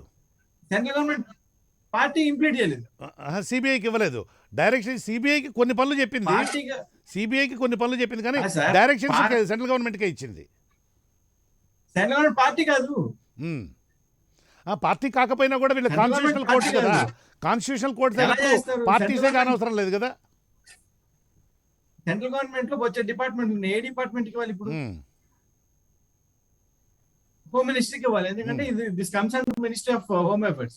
మీకు 1941 నుంచి తీసుకొని 1946 కి వచ్చి, 1963 కి వచ్చి, 1968 కి వచ్చి, 1997, 1987 కి వచ్చి, 1993 కి వచ్చి, ఇన్ని స్టేజెస్ జరిగినాయి సిబిఐలో. అవును, ఇన్ని స్టేజెస్ దేనిలో జరిగినాయి? మీకు Delhi special establishment police establishment act కింద జరిగినాయి ఇవన్నీ కూడా.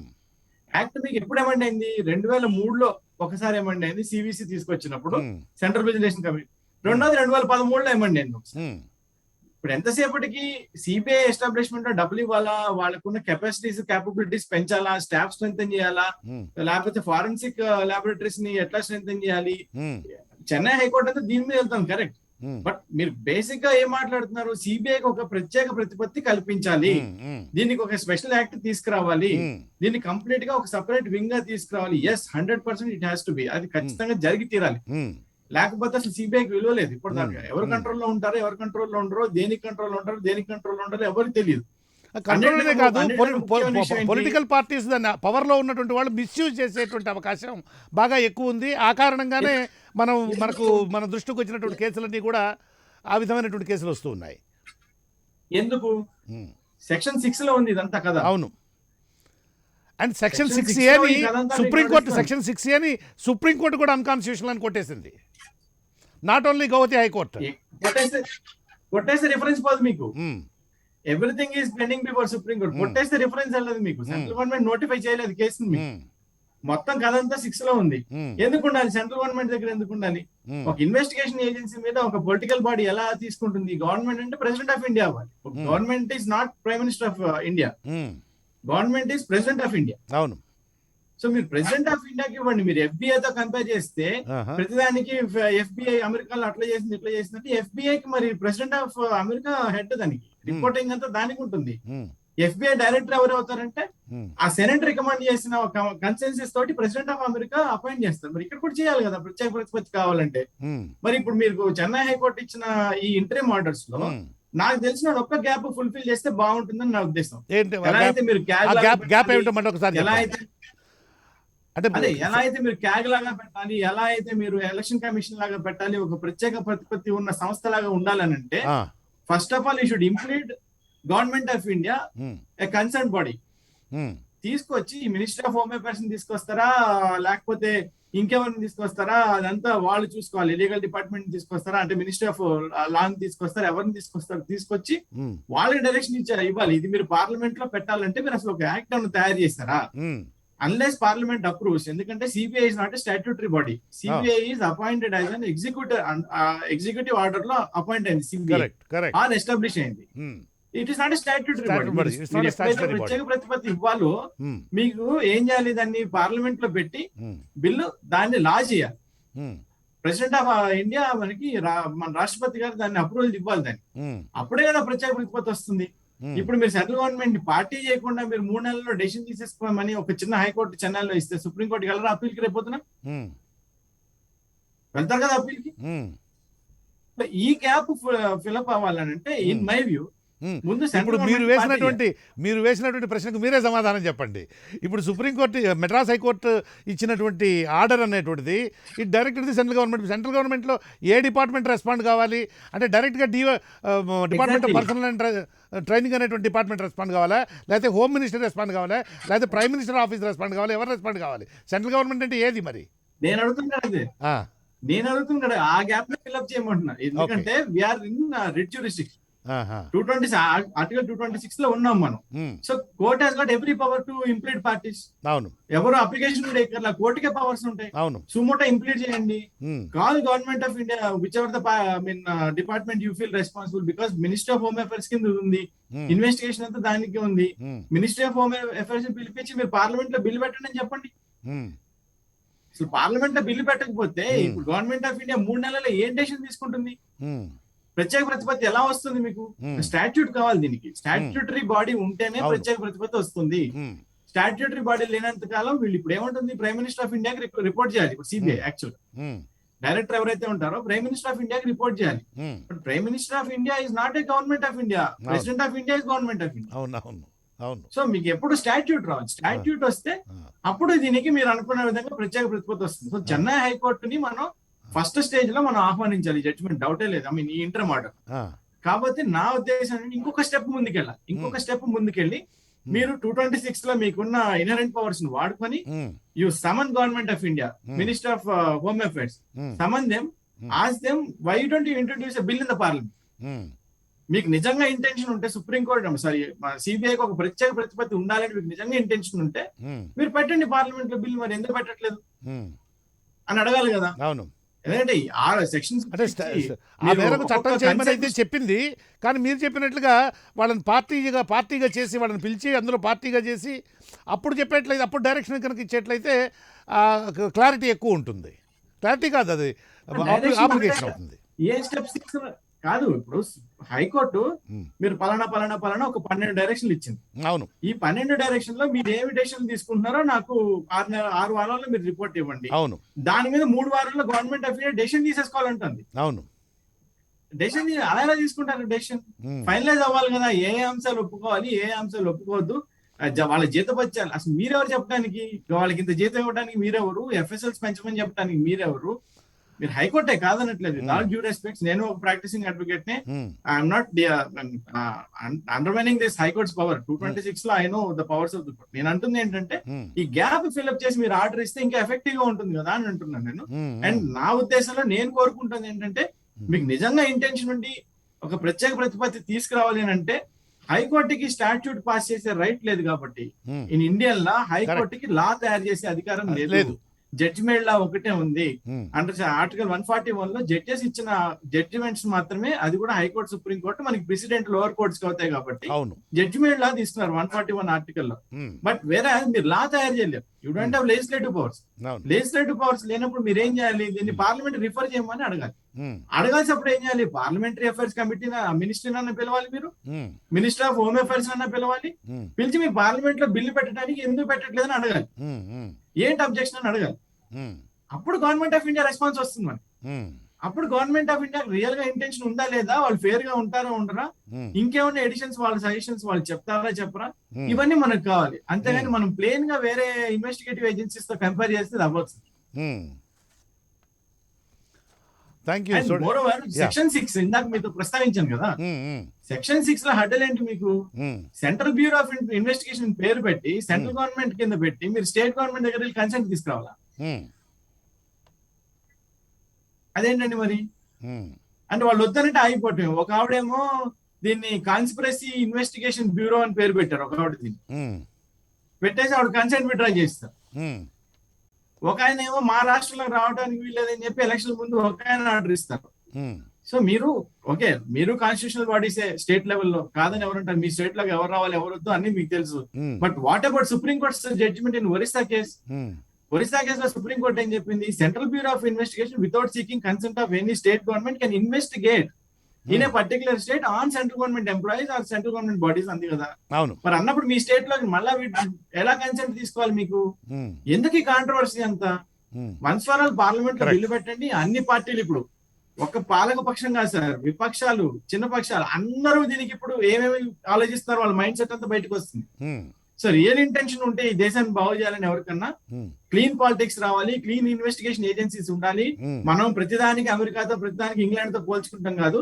మన దేశంలో ఉన్న అధికారులు అంతకంటే సుపీరియర్ గా ఉన్నారని నమ్మాలి. ఎందుకంటే ఒక సిట్ లో రాజీవ్ గాంధీ గారి కేసు, మర్డర్ కేసు ఇన్వెస్టిగేషన్ చేసిన సిట్ లో అంత పెద్ద ఛార్జ్ షీట్ ఫైల్ చేసి ఎవరు అక్యూజ్డ్, ఏదో శ్రీలంకలో ఎక్కడ ఉన్నారు, ఐస్ క్రీమ్లు ఎక్కడ తిన్నారు, ఎక్కడ పడుకున్నారు, ఇంత పెద్ద ఛార్జ్ షీట్ అంత మెటిక్యులస్ గా ఫైల్ చేయగలిగిన ఆఫీసర్స్ ఈ దేశంలో ఉన్నారు. మన ఎదురుగా ఉన్న జేడి లక్ష్మీనారాయణ గారు ఏంటి 11 ఛార్జ్ షీట్లు ఈ రోజు మీకు సిబిఐ 7 ఛార్జ్ షీట్లు ఈడీ ఫైల్ చేస్తుంది ఒక్క మనిషి మీద. అంటే 9 సంవత్సరాలు, ఇప్పటికి మనకి 2009 నుంచి 21 12 సంవత్సరాల పాటు ఛార్జ్ షీట్లు ఫైల్ చేయడానికి కూడా మీరు ఎదురుపడుతున్నారంటే ఏ పవర్ ఆపుతుంది దేశంలో? లెజిస్లేటివ్ గా ఆపుతుంది, మనం కాదు కదా ఆపుతున్నాం. లెజిస్లేటర్స్ మీ రియల్ ఇంటెన్షన్ కనుక ఇదంతా క్లీన్ పాలిటిక్స్ ఉండాలంటే let us introduce a bill in the parliament.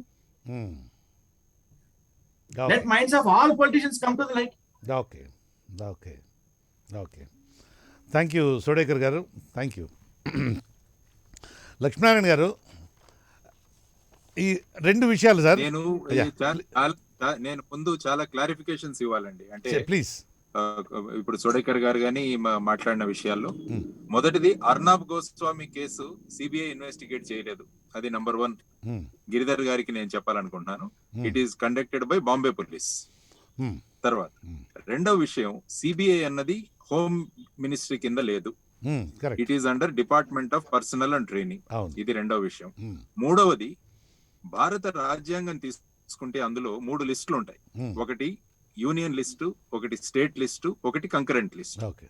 Actual గా ఇన్వెస్టిగేషన్ అన్నది state list subject. Police actual గా పోలీసు ఇన్వెస్టిగేషన్ రెండు. అనేది స్టేట్ లిస్ట్ లో అవును. ఉన్నది. దీంట్లో చూస్తే యాక్చువల్ గా సిబిఐ అన్నది కేవలం యూనియన్ టెరిటరీస్ లో మాత్రమే ఇన్వెస్టిగేట్ చేయగలదు as per the this thing. ఎందుకంటే ఆ, యూనియన్ టెరిటరీస్ అన్నవి సెంట్రల్ గవర్నమెంట్ కింద ఉంటాయి కాబట్టి ఓన్లీ అక్కడ మాత్రమే సిబిఐ ఇన్వెస్టిగేట్ చేయగలవు. ఉమ్, తర్వాత Hmm. సిబిఐ ఏదైనా స్టేట్ లో ఇన్వెస్టిగేట్ చేయాలంటే దానికి consent of the state government కావాలి. అదే ఇందాక ఆయన అన్నారు అవును. Section 6, section 5 and section 6 of the DSP act. Um, అందువల్ల without state government consent CBI ఏ రాష్ట్రంలో కూడా ఇన్వెస్టిగేట్ చేయలేదు except cases given by the high court and the supreme court. Correct. ఇది చాలా క్లారిటీగా మనకు తెలియాల్సిన అవును, అంశం. అవును. అందువల్ల ఏం చేశారంటే ఫర్ ఎగ్జాంపుల్ ఆంధ్రప్రదేశ్ లో ఇంతకు ముందున్న ప్రభుత్వం, వెస్ట్ బెంగాల్లో ప్రభుత్వము, తర్వాత కొన్ని సంవత్సరాలకు పూర్వం కర్ణాటకలో ప్రభుత్వం అవును. మిజోరం. మాకు సిబిఐ అవసరం లేదు అని చెప్పి వాళ్ళు సిబిఐని మా రాష్ట్రంలో అవసరం లేదని చెప్పారు. అప్పుడు సిబిఐ ఆ రాష్ట్రాల్లో ఇన్వెస్టిగేట్ చేయడం మానేసింది um. Except cases given by the high court and the supreme court. అంటే ఆ తర్వాత రాష్ట్రాలలో ఆ 9 ఏదైనా లక్ష్మణ్ గారు, ఆ రాష్ట్రాలలో ఉన్నటువంటి కేంద్ర ప్రభుత్వ ఉద్యోగుల మీద కూడా చేయడానికి అవకాశం ఉండదు. అప్పుడు వాళ్ళ మీద చేయొచ్చు. ఏది ఇప్పుడు 9 రాష్ట్రాలు మాకు సిబిఐ అసలు మా రాష్ట్రంలోకి రావడానికి వీల్లేదు. ఆ రాష్ట్రాల్లో ఈవెన్ కేంద్ర ప్రభుత్వ ఉద్యోగుల మీద కూడా చేయడానికి అవసరం ఉండదు. ఎందుకంటే అవసరమా, investigation is a అవకాశమా? state sub- అది అధికారం ఉండదా? అవకాశం కాదు, ఆ రాజ్యాంగం అది రాజ్యాంగం. ఆ, అవకాశం కాదు, అధికారం. రాజ్యాంగంలో అధికారం. That's what. Investigation is That's state what. Correct. Investigation is state subject. Correct. కాబట్టి సెంట్రల్ గవర్నమెంట్ సంస్థ వచ్చి స్టేట్ లో చేయాలంటే స్టేట్ కన్సెంట్ తీసుకోవాలి మీరు. అందువల్ల ఇప్పుడు కేస్ బై కేసెస్ మనం స్టేట్ గవర్నమెంట్ దగ్గరికి వెళ్ళి రిక్వెస్ట్ చేయాలి. ఇలా ఇన్కమ్ ట్యాక్స్ కమిషనర్ మీద ఒక కంప్లైంట్ వచ్చింది, మేము ఇన్వెస్టిగేట్ చేయాలనుకుంటున్నాం, కాబట్టి మీరు గనక మాకు పర్మిషన్ ఇస్తే మేము చేస్తామని పర్మిషన్ తీసుకొని స్టేట్ గవర్నమెంట్ పర్మిషన్ ఇస్తే అప్పుడు వాళ్ళు ఇన్వెస్టిగేట్ చేయాల్సి ఉంటుంది. కానీ చాలా స్టేట్స్ ఏమి ఇచ్చాయంటే జనరల్ కన్సెంట్ ఇచ్చాయి. అంటే మా రాష్ట్రాలలో కేంద్ర ప్రభుత్వ ఉద్యోగుల మీద సిబిఐ సోమోటోగా ఇన్వెస్టిగేట్ చేయొచ్చు అని వాళ్ళు ఇవ్వడం వల్ల అక్కడ సిబిఐకి జ్యూరిస్డిక్షన్ వస్తుంది. స్టేట్ గవర్నమెంట్ కనుక కన్సెంట్ ఇవ్వకుంటే ఆ రాష్ట్రంలో ఈవెన్ కేంద్ర ప్రభుత్వ ఉద్యోగుల మీద కూడా స్టేట్ పోలీసే ఇన్వెస్టిగేట్ చేస్తారు, లేకుంటే స్టేట్ యాంటీ కరప్షన్ బ్యూరోస్ ఏవైతే ఉన్నాయో వాళ్ళు ఇన్వెస్టిగేట్ చేస్తారు. అది యాక్చువల్ గా legal position. I want to clarify the legal position. ఇది తర్వాత ఏమైందంటే మీరు లోక్పాల్ యాక్ట్ గురించి కూడా ఇక్కడ మాట్లాడారు. 2013వ సంవత్సరంలో లోక్పాల్ చట్టం చేసుకున్నారు. లోక్పాల్ చట్టంలో వాళ్ళు చెప్పింది ఏంటంటే అన్నా హజారే గారు మూవ్మెంట్ చేసి ఆయన లోక్పాల్ చట్టం చేయాలని చెప్పారు. అందులో సిబిఐ అన్నదాన్ని లోక్పాల్ పరిధిలోకి తీసుకురావాలన్నది కూడా ఆయన ప్రతిపాదన. అంటే లోక్పాల్ వచ్చేసి రిటైర్డ్ సుప్రీం కోర్టు జడ్జి ఉంటారు కాబట్టి తర్వాత అందులో సభ్యులు ఉంటారు. అందులో డైరెక్ట్ గా సిబిఐని వాళ్ళ అండర్ గనక ఉంచగలిగితే అప్పుడు ఏమవుతుందంటే ఈ పొలిటికల్ అన్నది పక్కకు వెళ్ళిపోతుంది అన్నది అప్పుడు సూచించింది. కానీ ఇంతవరకు 2013లో చేసిన చట్టం 2019లో లోక్పాల్ అపాయింట్ చేశారు. దానికి ప్రభుత్వం చెప్పిన ప్రధానమైన కారణం ఏంటంటే లోక్పాల్ ను నియమించడానికి లీడర్ ఆఫ్ అపోజిషన్ కావాలి. కానీ 2014లో ఏర్పడిన లోక్సభలో లీడర్ ఆఫ్ అపోజిషన్ స్థాయికి ఎవరూ లేరు. అందువల్ల మేము ఒక 6 సంవత్సరాలు లోక్పాల్ ను అపాయింట్ చేయలేదని వాళ్ళు ఇచ్చిన జస్టిఫికేషన్.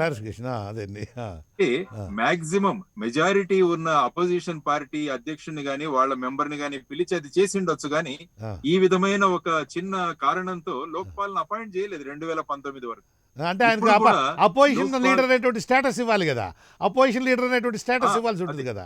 అది దాంట్లో ఏముంది, లోక్పాల్ చట్టంలో చిన్న మార్పు తీసుకొస్తే సరిపోతుంది. Leader of opposition or the leader of the party which is having maximum number of members in the opposition చేస్తే సరిపోతుంది. అంటే ఇంటెన్షన్ ఏంటంటే లోక్పాల్ ని ఇంప్లిమెంట్ చేయాలనే ఇంటెన్షన్ ఉంటే ఇవన్నీ జరిగిపోతాయి. ఎందుకంటే లోక్పాల్ అనే సంస్థ వచ్చిన తర్వాత ఎంతో మంది ఇంక్లూడింగ్ ప్రైమ్ మినిస్టర్ వాళ్ళ మీద కంప్లైంట్స్ వస్తే వాళ్ళ మీద ఇన్వెస్టిగేట్ చేసే అధికారం, ఎంక్వైరీ చేసే అధికారం లోక్పాల్ కు ఉంటుంది. అందువల్ల ఇప్పుడు స్పష్టంగా మనం ఆలోచించాల్సిన విషయం ఏంటంటే సిబిఐని గనుక లోక్పాల్ అండర్ కు మనం తీసుకురాగలిగితే అది ఆల్రెడీ ఈ ఏవైతే మనం పొలిటికల్ ఇంటర్ఫిరెన్స్ ఇవన్నీ మాట్లాడుకుంటున్నామో వాటన్నిటికీ కూడా ఒక తెర ముయ్యాలంటే డైరెక్ట్ గా లోక్పాల్ కిందకి తెచ్చేస్తే సరిపోతుంది. Most of the problems will be sorted out అన్నది నా అభిప్రాయం. ఇందాక సోడేకర్ గారు కూడా అన్నారు సెంట్రల్ గవర్నమెంట్ ని కూడా ఒక పార్టీ చేయాలని. మదురై కోర్టు ఇచ్చింది ఏంటంటే సిబిఐ డైరెక్టర్ ని 6 వారాల లోపల ఈ ప్రపోజల్స్ అన్ని సెంట్రల్ గవర్నమెంట్ కు పంపించమని, ఆ తర్వాత వచ్చేసి 3 నెలల లోపల కేంద్ర ప్రభుత్వం దీని మీద నిర్ణయం తీసుకోవాలి. కేంద్ర ప్రభుత్వానికి డైరెక్ట్ గా ఇచ్చిన ఒకటి ఏంటంటే, ఒక స్టాట్యూట్ గాని ఒక యాక్ట్ గాని తీసుకొచ్చి మీరు CAG, election commission of India లాగా సిబిఐ కూడా ఒక స్వతంత్ర ప్రతిపత్తి వచ్చేటట్టు ఒక పార్లమెంట్ లో ఒక యాక్ట్ ప్రవేశపెట్టండి అని వాళ్ళు చెప్పడం జరిగింది. కానీ ఇందులో ఎన్ని ప్రవేశపెట్టినా ఫైనల్ గా మనం అయితే అది ఒక నిమిషం లక్ష్మీనారాయణ గారు, అది సజెషన్ మాత్రమే అవుతుంది తప్ప డైరెక్షన్ కాదనుకుంటాను. లేదు, ఎందుకంటే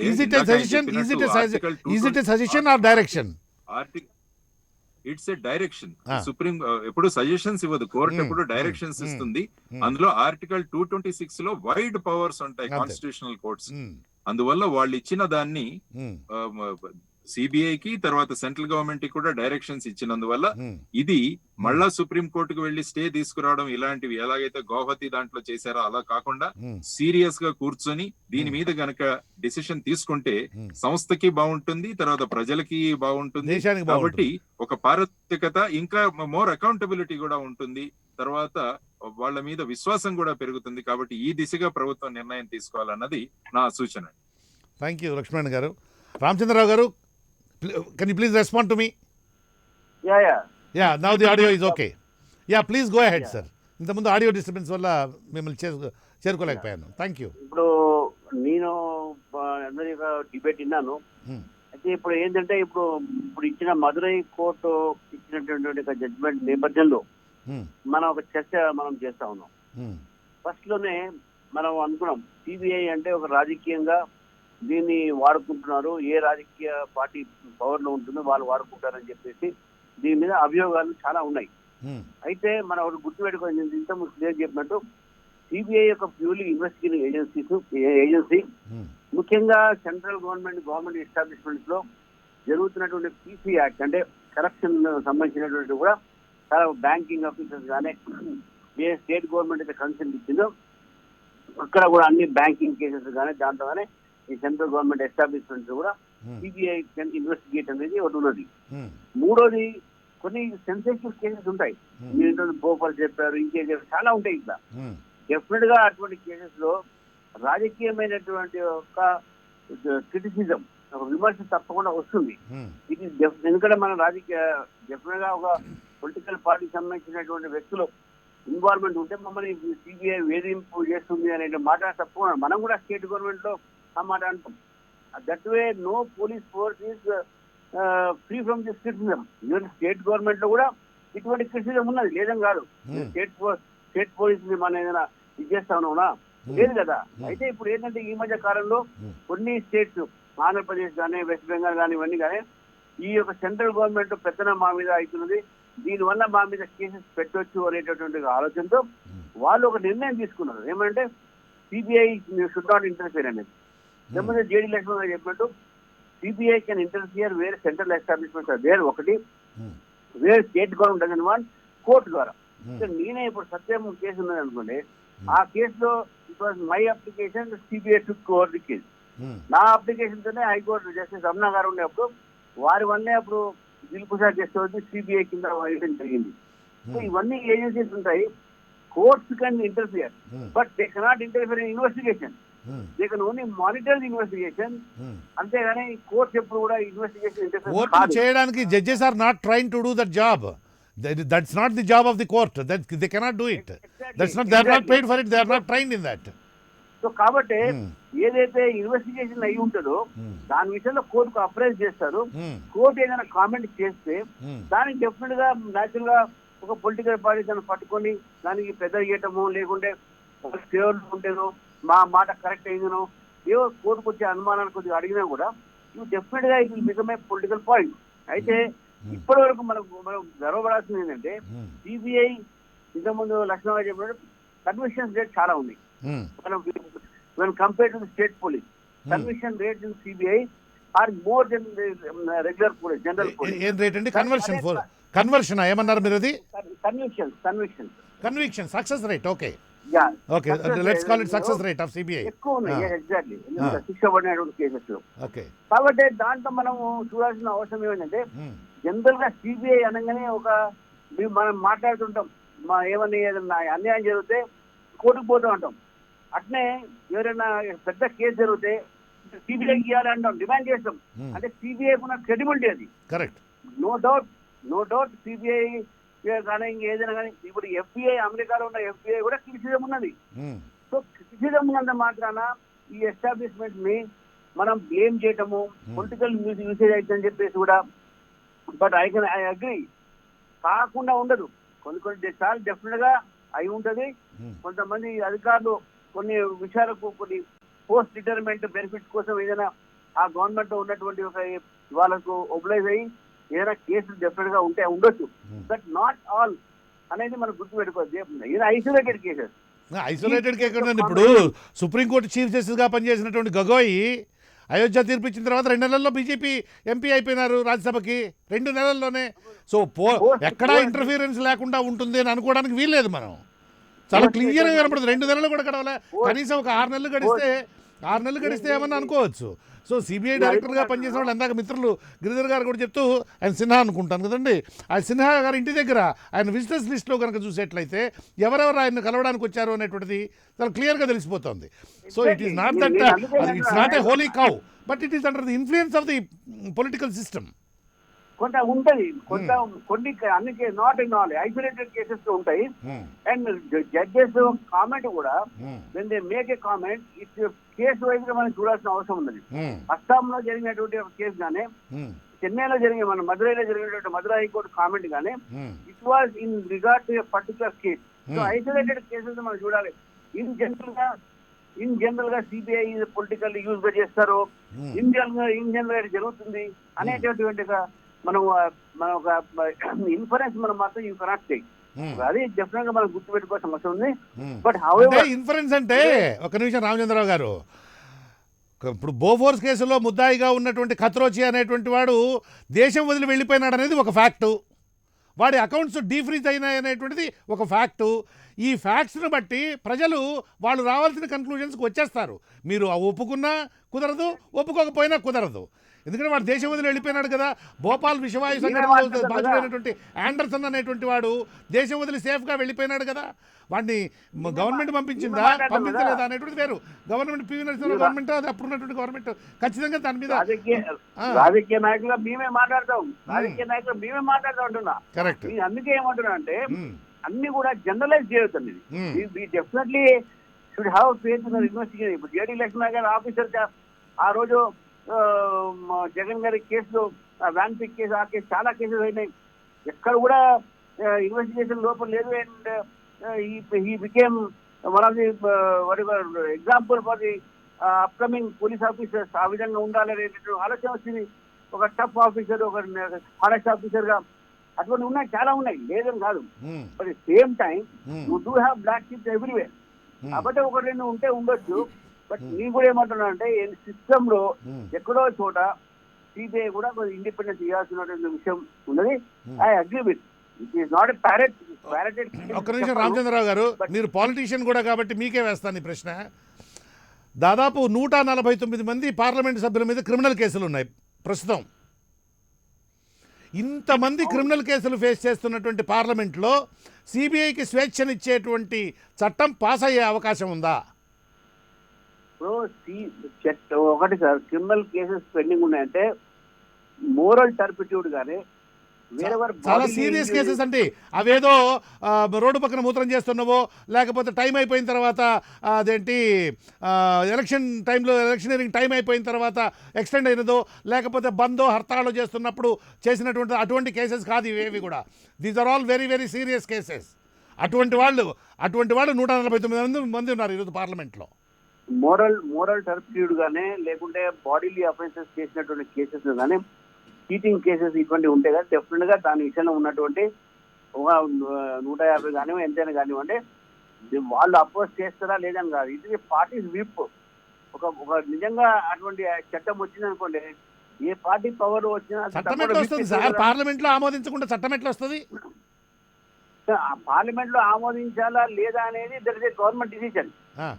కానీ ఒకవేళ ఆమోదం నిజంగా వచ్చింది అనుకోండి, వాళ్ళు నా మీద క్రిమినల్ కేసు మీద సపోర్ట్ చేయను అనే మాట రాదు కదా, విప్ వస్తుంది కదా. ఇక అపోజిషన్ నుంచి విప్ ఉంటుంది వాళ్ళకు, గవర్నమెంట్ విప్ ఉంటుంది. వాళ్ళని సభ్యులుగా కలిగి ఉన్నటువంటి పొలిటికల్ పార్టీసే.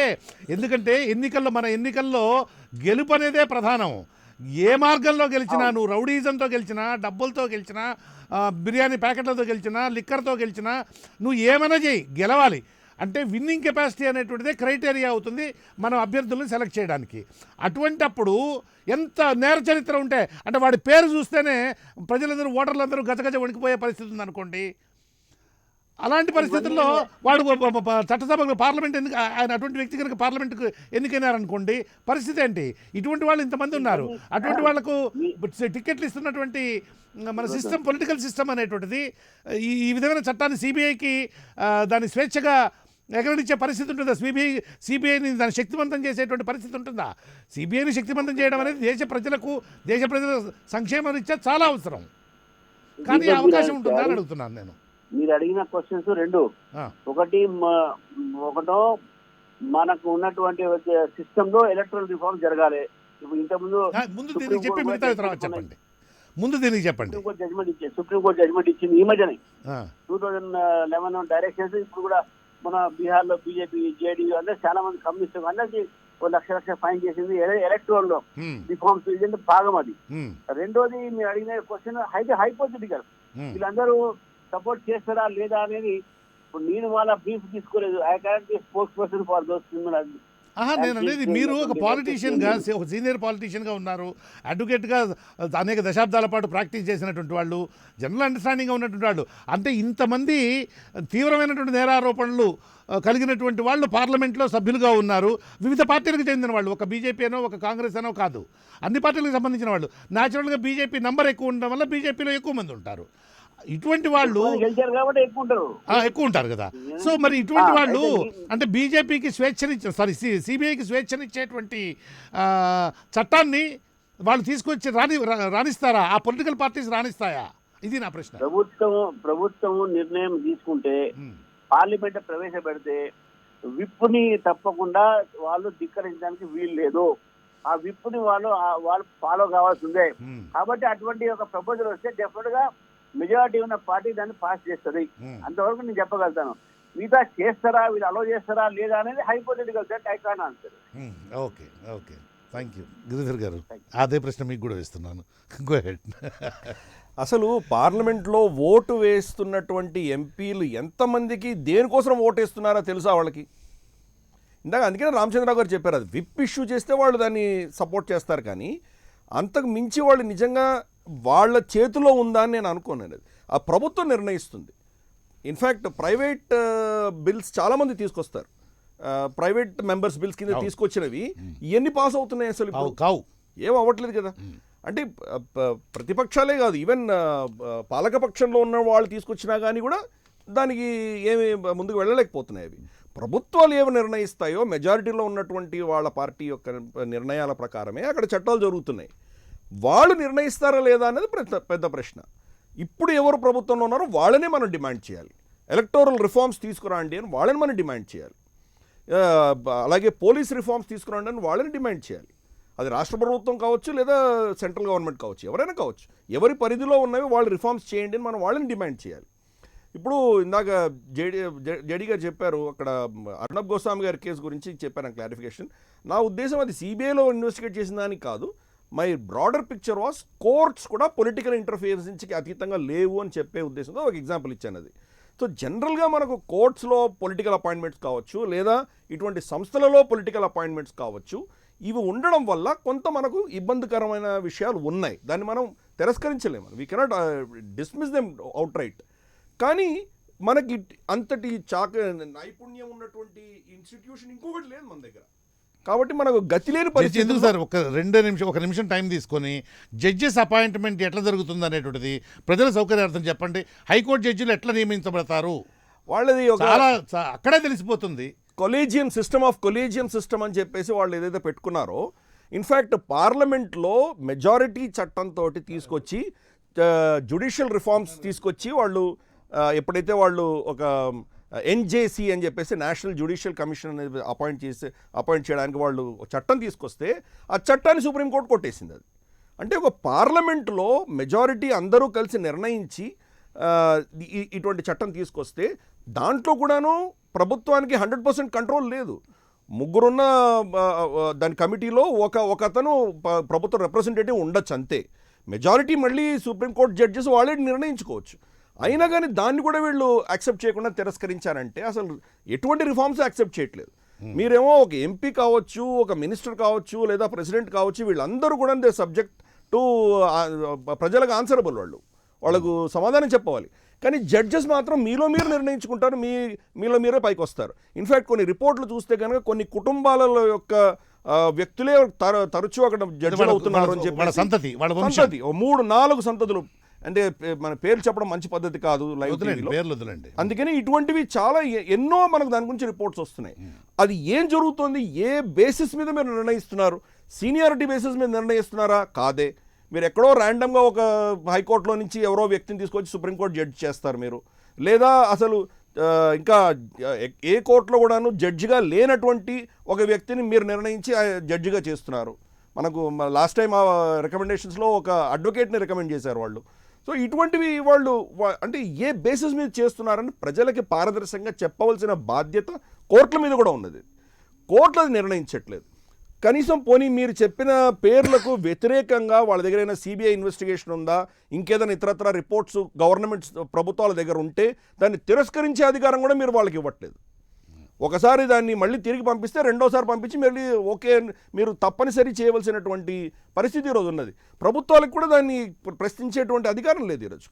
వాళ్ళ యొక్క ఒక జడ్జి యొక్క ఆయన కాంప్రమైజ్డ్, ఆయన ఎక్కడైనా దేనిలో ఆయన కుటుంబం కానీ ఆయన చేసినటువంటి పనులు కానీ దానివల్ల కొంత ఇబ్బందికరం వస్తుంది, ఈయనని ఇక్కడ ఆపుదాము అని చెప్పేసి ఏదైనా రిపోర్ట్ గవర్నమెంట్ నుంచి వస్తే అది చదివి కూడా వీళ్ళు బేఖాతరు చేస్తున్నారు.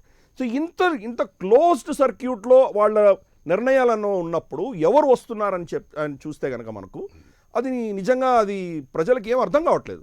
ఇక్కడ రిఫర్మేషన్ కావాలి మనకు. ఆ రిఫర్మేషన్ అనేది పారదర్శకంగా ఉండాలి. ఫలానా వ్యక్తి నిజంగా అర్హుడైనటువంటి వాడే జడ్జి అవుతున్నాడు, లేదా ఇతను చేసినటువంటి నిర్ణయాలు చాలా పారదర్శకంగా ఉన్నది అని అది లేదు అన్నప్పుడు అతని మీద మనం ఏమైనా చర్యలు తీసుకోగలమా? ఇటువంటి రిఫార్మ్స్ అక్కడ రావాలి. జడ్జిమెంట్స్లో మన జ్యుడిషియరీలో రిఫార్మ్స్ రావాలి. అంటే నేను ఇందాక చెప్పినట్టు లా ఆఫ్ ఎవిడెన్స్ దగ్గర నుంచి తీసుకొని ప్రతిదీ కూడా రిఫార్మ్స్ కావాలి. అలాగే మీ ఇన్వెస్టిగేషన్లో కూడా రిఫార్మ్స్ కావాలి. ఇన్వెస్టిగేషన్లో రిఫార్మ్స్ కావాలి. లక్ష్మీనారాయణ గారు చెప్పినట్టు కొంత ఎవిడెన్స్ని మనం ఈరోజు ఎవిడెన్షియరీగా చూపించగలిగినటువంటి ఎవిడెన్స్ని కోర్టులు ఈరోజు యాక్సెప్ట్ చేయట్లేదు. ఇప్పుడు మనం చూస్తే ఫర్ ఇన్స్టెన్స్ ఆయన చేసిన ఇన్వెస్టిగేషనే, జగన్ గారి మీద చేసిన ఇన్వెస్టిగేషను కరెక్ట్గా ఎఫ్ఐఆర్ ఫైల్ చేసే టైంకి ఆయనను పేరెంట్ క్యాడర్కి పంపించేశారు ఆయన్ని, లక్ష్మీనారాయణ గారిని. అంత అద్భుతమైన ఇన్వెస్టిగేషన్ చేసి ఫైనల్గా ఎఫ్ఐఆర్ ఫైల్ చేసేటప్పుడు ఆయన్ని మార్చేసి కొత్త ఆఫీసర్ వచ్చి ఫైల్ చేయడంలో మరి ప్రశ్నలు రావా? పర్సనల్ తీసుకురాకండి, ఎందుకంటే ఆయనకి ఇబ్బందిగా ఉంటుంది. నేను చెప్తున్నాను అంటే నేను వ్యక్తిగతంగా ఒక కేసుని ఎగ్జాంపుల్ తీసుకొని ఎందుకు చెప్తున్నానంటే ఈ సిస్టంలో ప్రశ్నలు ఎందుకు పుడుతున్నాయంటే దీనివల్ల పుడుతున్నాయి. ఒక కేసు ఆయనకు అప్పచెప్పినప్పుడు, ఏదైనా ఆఫీసర్కి అప్పచెప్పినప్పుడు దాని లాజికల్ కంక్లూషన్ దాకా వెళ్ళేంత వరకు ఆ ఫ్రీడమ్ ఇండిపెండెన్స్ అనేది ఇవ్వకపోతే మధ్యలో మీరు సడన్గా ఎవరైనా చేంజ్ చేస్తే ఇటువంటి చాలా కేసులు జరిగినాయి, ఒకటే కాదు. ఆ చేంజ్ చేసినప్పుడు ప్రశ్నలు పుడతాయి. బహుశా వచ్చిన వ్యక్తి బాగానే చేసి ఉండొచ్చు కార్యక్రమం, మనకు తెలియదు. కానీ పొలిటికల్గా దాన్ని ప్రశ్నించేటువంటి ఆస్కారం, అవకాశం మీరు ఇస్తున్నారు. That is what I'm trying to raise. So ఈ సిస్టమ్ అంతా మారాలి అంటే కనుక, అంటే ఇప్పుడు ఇంకో ప్రశ్న వేయచ్చు. బహుశా అక్కడ ఇన్వెస్టిగేటింగ్ ఆఫీసర్ సరిగా చేయట్లేదు కాబట్టి అతన్ని మార్చాము అన్నట్టు జస్టిఫికేషన్ ప్రభుత్వాలు ఇవ్వచ్చు.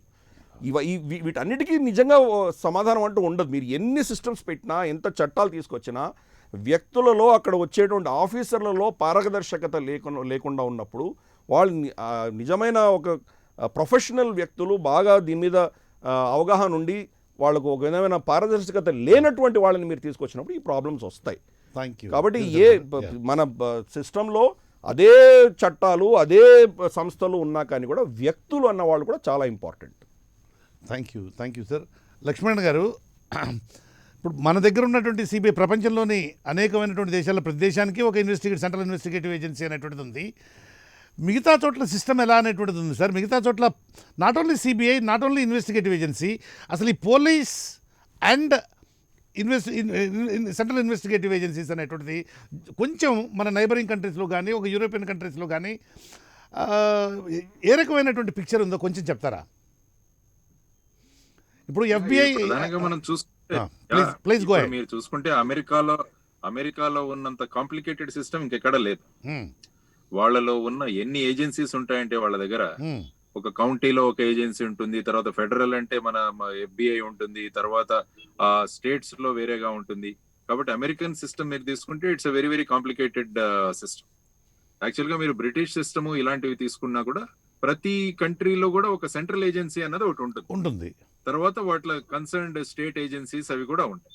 కానీ ప్రతి దేశంలో కూడా వాళ్ళ చట్టాలు వాళ్ళ ఇవి అన్నవి డిఫరెంట్ గా ఉంటాయి. కాబట్టి ఒక బ్రాడర్ స్కేల్ లో ఒకటి కంపేర్ చేయాలంటే అది it may not be possible in this particular discussion. నా ఉద్దేశం కంపేర్ చేయడం అని కాదు, అక్కడ సిస్టమ్ ఎలా ఉంది, సిస్టమ్ ఇన్ జనరల్ ఎట్లా ఉన్నది. సెంట్రల్ ఏజెన్సీ అన్నది ఖచ్చితంగా ఉంటుంది. తర్వాత చిన్న స్టేట్స్ లో కూడా వాళ్ళ ఏజెన్సీస్ ఉంటాయి. ఏదైనా ఇంపార్టెంట్ కేసెస్ ఏవైనా ఉంటే అది సెంట్రల్ ఫెడరల్ ఏజెన్సీస్ టేకప్ చేయాలి. ఫర్ ఎగ్జాంపుల్ మీకు ఇంగ్లాండ్ లో చూసుకుంటే స్కాట్లాండ్ యార్డ్ ఉంది. అది ఇట్స్ లైక్ జనరల్ మన పోలీస్ ఫోర్స్ లాగా అది ఉంటుంది. కానీ అక్కడ కూడా ఒక ఫెడరల్ ఏదైనా ఇంపార్టెంట్ కేసెస్ వచ్చినప్పుడు there is another agency which will do the investigation. Lakshman గారు చిన్న ఇంటరప్షన్. నా ఉద్దేశం ఏంటంటే అక్కడ ఈ గవర్నమెంట్ కంట్రోల్లో ఉన్నదా, అవి ఇండిపెండెంట్ సంస్థలుగా ఉన్నాయా అనే దాని మీద మీరు ఫోకస్ పెట్టాలనేది నా ఉద్దేశం.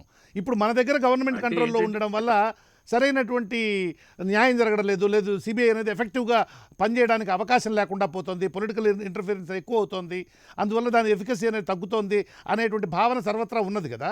ఇతర దేశాలలో ఎట్లా ఉన్నది? అక్కడ ఇప్పుడు ఒక యుఎస్లో కానీ ఒక యూరోప్లో కానీ ఇట్లా బ్రిటిష్లో కానీ ప్లీజ్. ప్రతి చోట ఏమవుతుందంటే అపాయింట్మెంట్స్ అన్నవి గవర్నమెంట్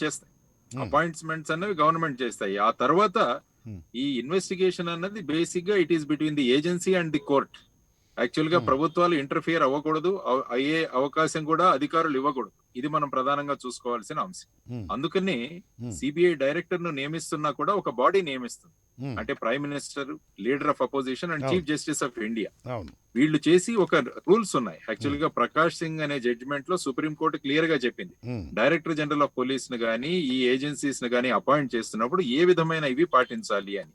అంటే కేవలం 6 నెలల మాత్రమే సర్వీస్ ఉన్న వాళ్ళని ఇందులో కన్సిడర్ చేయకూడదు అన్నది ఈసారి ముఖ్యంగా చీఫ్ జస్టిస్ ఆఫ్ ఇండియా గారు ఆ పాయింట్ మీద చాలా మంది లిస్ట్ లో ఇన్క్లూడ్ అయినా కూడా దీనివల్ల చాలా మందిని పక్కన పెట్టేయడం జరిగింది. ఇంతకు ముందు ఆ పర్టికులర్ రూలింగ్ ఏదైతే ఉందో దాన్ని ఎక్కువగా పాటించలేదు. ఇది ఒక ప్రధానమైన అంశం. ఎందుకంటే ఎవరికైతే టెన్యూర్ ఎక్కువగా ఉంటుందో వాళ్ళని గనక చేసి సీనియర్ మోస్ట్ అని గనక చేయగలిగితే ఏమవుతుందంటే ఆ వ్యక్తి ఎవరైతే వస్తారో ఆయన కూడా గౌరవం ఉంటుంది. లేకుంటే ఆయన మీద గౌరవం తగ్గిందంటే ఏమవుతుందంటే సంస్థలో కూడా ఆ విధమైన భావాలు ప్రకటించే అవకాశం కూడా ఉంది. అందువల్ల మనకి ఏవైనా రూల్స్ అండ్ రెగ్యులేషన్స్ ఏవైతే ఉన్నాయో వాటిని సక్రమంగా పాలించాల్సిన అవసరం ఉంది. తర్వాత మీరు అన్నట్టు ఈ అపాయింట్మెంట్స్ వరకు మాత్రమే గవర్నమెంట్ దగ్గర ఉంటుంది. ఆ తర్వాత the officer should resist if there is any case of any interference అన్నది ప్రధానంగా చూడాలి. ఈవెన్ ప్రతి రాష్ట్ర ప్రభుత్వంలో ఉన్న పోలీస్ మీద కూడా అక్కడ ఉన్న మంత్రులు గాని వీరు వాళ్ళ ఇన్ఫ్లుయెన్స్ తీసుకోవడానికి ప్రయత్నిస్తారు కానీ హౌ ఫార్ వీఆర్ రెసిస్టింగ్ అన్నది చాలా ముఖ్యమైన విషయం అన్నమాట. అది దట్ సెలెక్షన్ ఆఫ్ ఆఫీసర్స్ అన్న దాని గురించి కూడా మీరు ఒకసారి ప్రకాష్ సింగ్ గారి 1996 సుప్రీం కోర్టు ఇచ్చిన జడ్జిమెంట్ చూడాలి. అందులో అంతకు ముందు అయితే రాష్ట్ర ప్రభుత్వాలు ఎవరిని కావాలనుకుంటే వాళ్ళని అపాయింట్ చేసుకునేవాడు. కానీ అది వచ్చిన తర్వాత ఒక ఎస్టాబ్లిష్మెంట్ బోర్డ్ అని, తర్వాత 3 సీనియర్ మోస్ట్ వాళ్ళని ఒక ప్యానల్ తయారు చేసి యూపీఎస్సీకి పంపించడం, ఆ తర్వాత వాళ్ళ కంకరెన్స్ తీసుకోవడం, కొద్దిగా స్ట్రీమ్ లైన్ అన్నది జరుగుతుంది. ఎందుకంటే పోలీస్ ఫోర్స్ లో the chief of the police force post is very very important. ఎందుకంటే he will set the trend for the entire organisation అన్నమాట. ఇది మనం చూసుకోవాల్సిన విషయం. కాబట్టి మోస్ట్లీ కోర్టులు, సుప్రీం కోర్టులు ఇచ్చిన నిర్ణయాల వల్ల అడ్మినిస్ట్రేషన్ లో కూడా అనేక మార్పులు వస్తున్నాయి. కాబట్టి ఆ మార్పుల సందర్భంగా కూడా మనం మాట్లాడుకోవాల్సిన అవసరం ఉందని నేను అనుకుంటాను. తర్వాత ఇంకొక మాట లక్ష్మణ్ గారు, యా ఇప్పుడు సిబిఐలో చాలా వింగ్స్ ఉన్నాయి. ఇప్పుడు ఎకనామిక్ అఫెన్సెస్ వింగ్ అని, అలాగే స్పెషల్ క్రైమ్స్ డివిజన్ అని, యాంటీ కరప్షన్ డివిజను, అది policy and international police cooperation division, administration, directorate of prosecution, central forensic science laboratory, ఇలాంటి చాలా ఉన్నాయి కదా. ఇప్పుడు యాజ్ ఆన్ టుడే వీటిల్లోకి ఫుల్ టైం ఎంప్లాయీస్ని సిబిఐ డైరెక్ట్గా తీసుకునేటువంటి విధానం ఉందా? ఏ రకమైనటువంటి సిస్టమ్ ఉంది ఇక్కడ ఇప్పుడు? ఎందుకంటే మెడ్రాస్ హైకోర్టు జడ్జిమెంట్ ఇస్తూ ఈ డిఫరెంట్ వింగ్స్ ఏవైతే ఉన్నాయో ఈ వింగ్స్లోకి ఫుల్ టైం ఎంప్లాయీస్ని తీసుకునేటువంటి అవకాశం ఉండేటువంటి విధంగా మీరు యాక్ట్ చేయండి, గవర్నమెంట్కి మీరు రికమెండ్ చేసేటప్పుడు ఆ విధమైనటువంటి రికమెండేషన్స్ని పెట్టండి అని అన్నది. ఇప్పుడు ఏ రకమైనటువంటి సిస్టమ్ ఉంది యాజ్ ఆన్ టుడే? ఇప్పుడు ప్రధానంగా ఏంటంటే సిబిఐ లో కూడా సబ్ ఇన్స్పెక్టర్ లెవెల్లో ఆఫీసర్స్ రిక్రూట్ అవుతారు. సబ్ ఇన్స్పెక్టర్ లెవెల్లో ఆఫీసర్స్ అన్న వాళ్ళు రిక్రూట్ అవుతుంటారు. ఇంతకు ముందు ఏంటంటే డైరెక్ట్ రిక్రూట్ అయ్యేవాళ్ళు, కానీ ఆ సిస్టమ్ కొన్ని రోజులుగా మూతపడింది. దానివల్ల ఏంటంటే మెజారిటీ ఈ డెప్యుటేషనిస్ట్ ఎక్కువగా ఉన్నారు. అంటే వేరు వేరు సంస్థల నుంచి, ఫర్ ఎగ్జాంపుల్ నేను డెప్యుటేషన్ మీదకి వచ్చాను సిబిఐలోకి. అంటే మద్రాస్ హైకోర్టు చెప్పడం ఏంటంటే డెప్యుటేషనిస్ట్ కన్నా మీ యొక్క కార్డర్ ని సెపరేట్ గా మీరు డెవలప్ చేయండి అన్నది.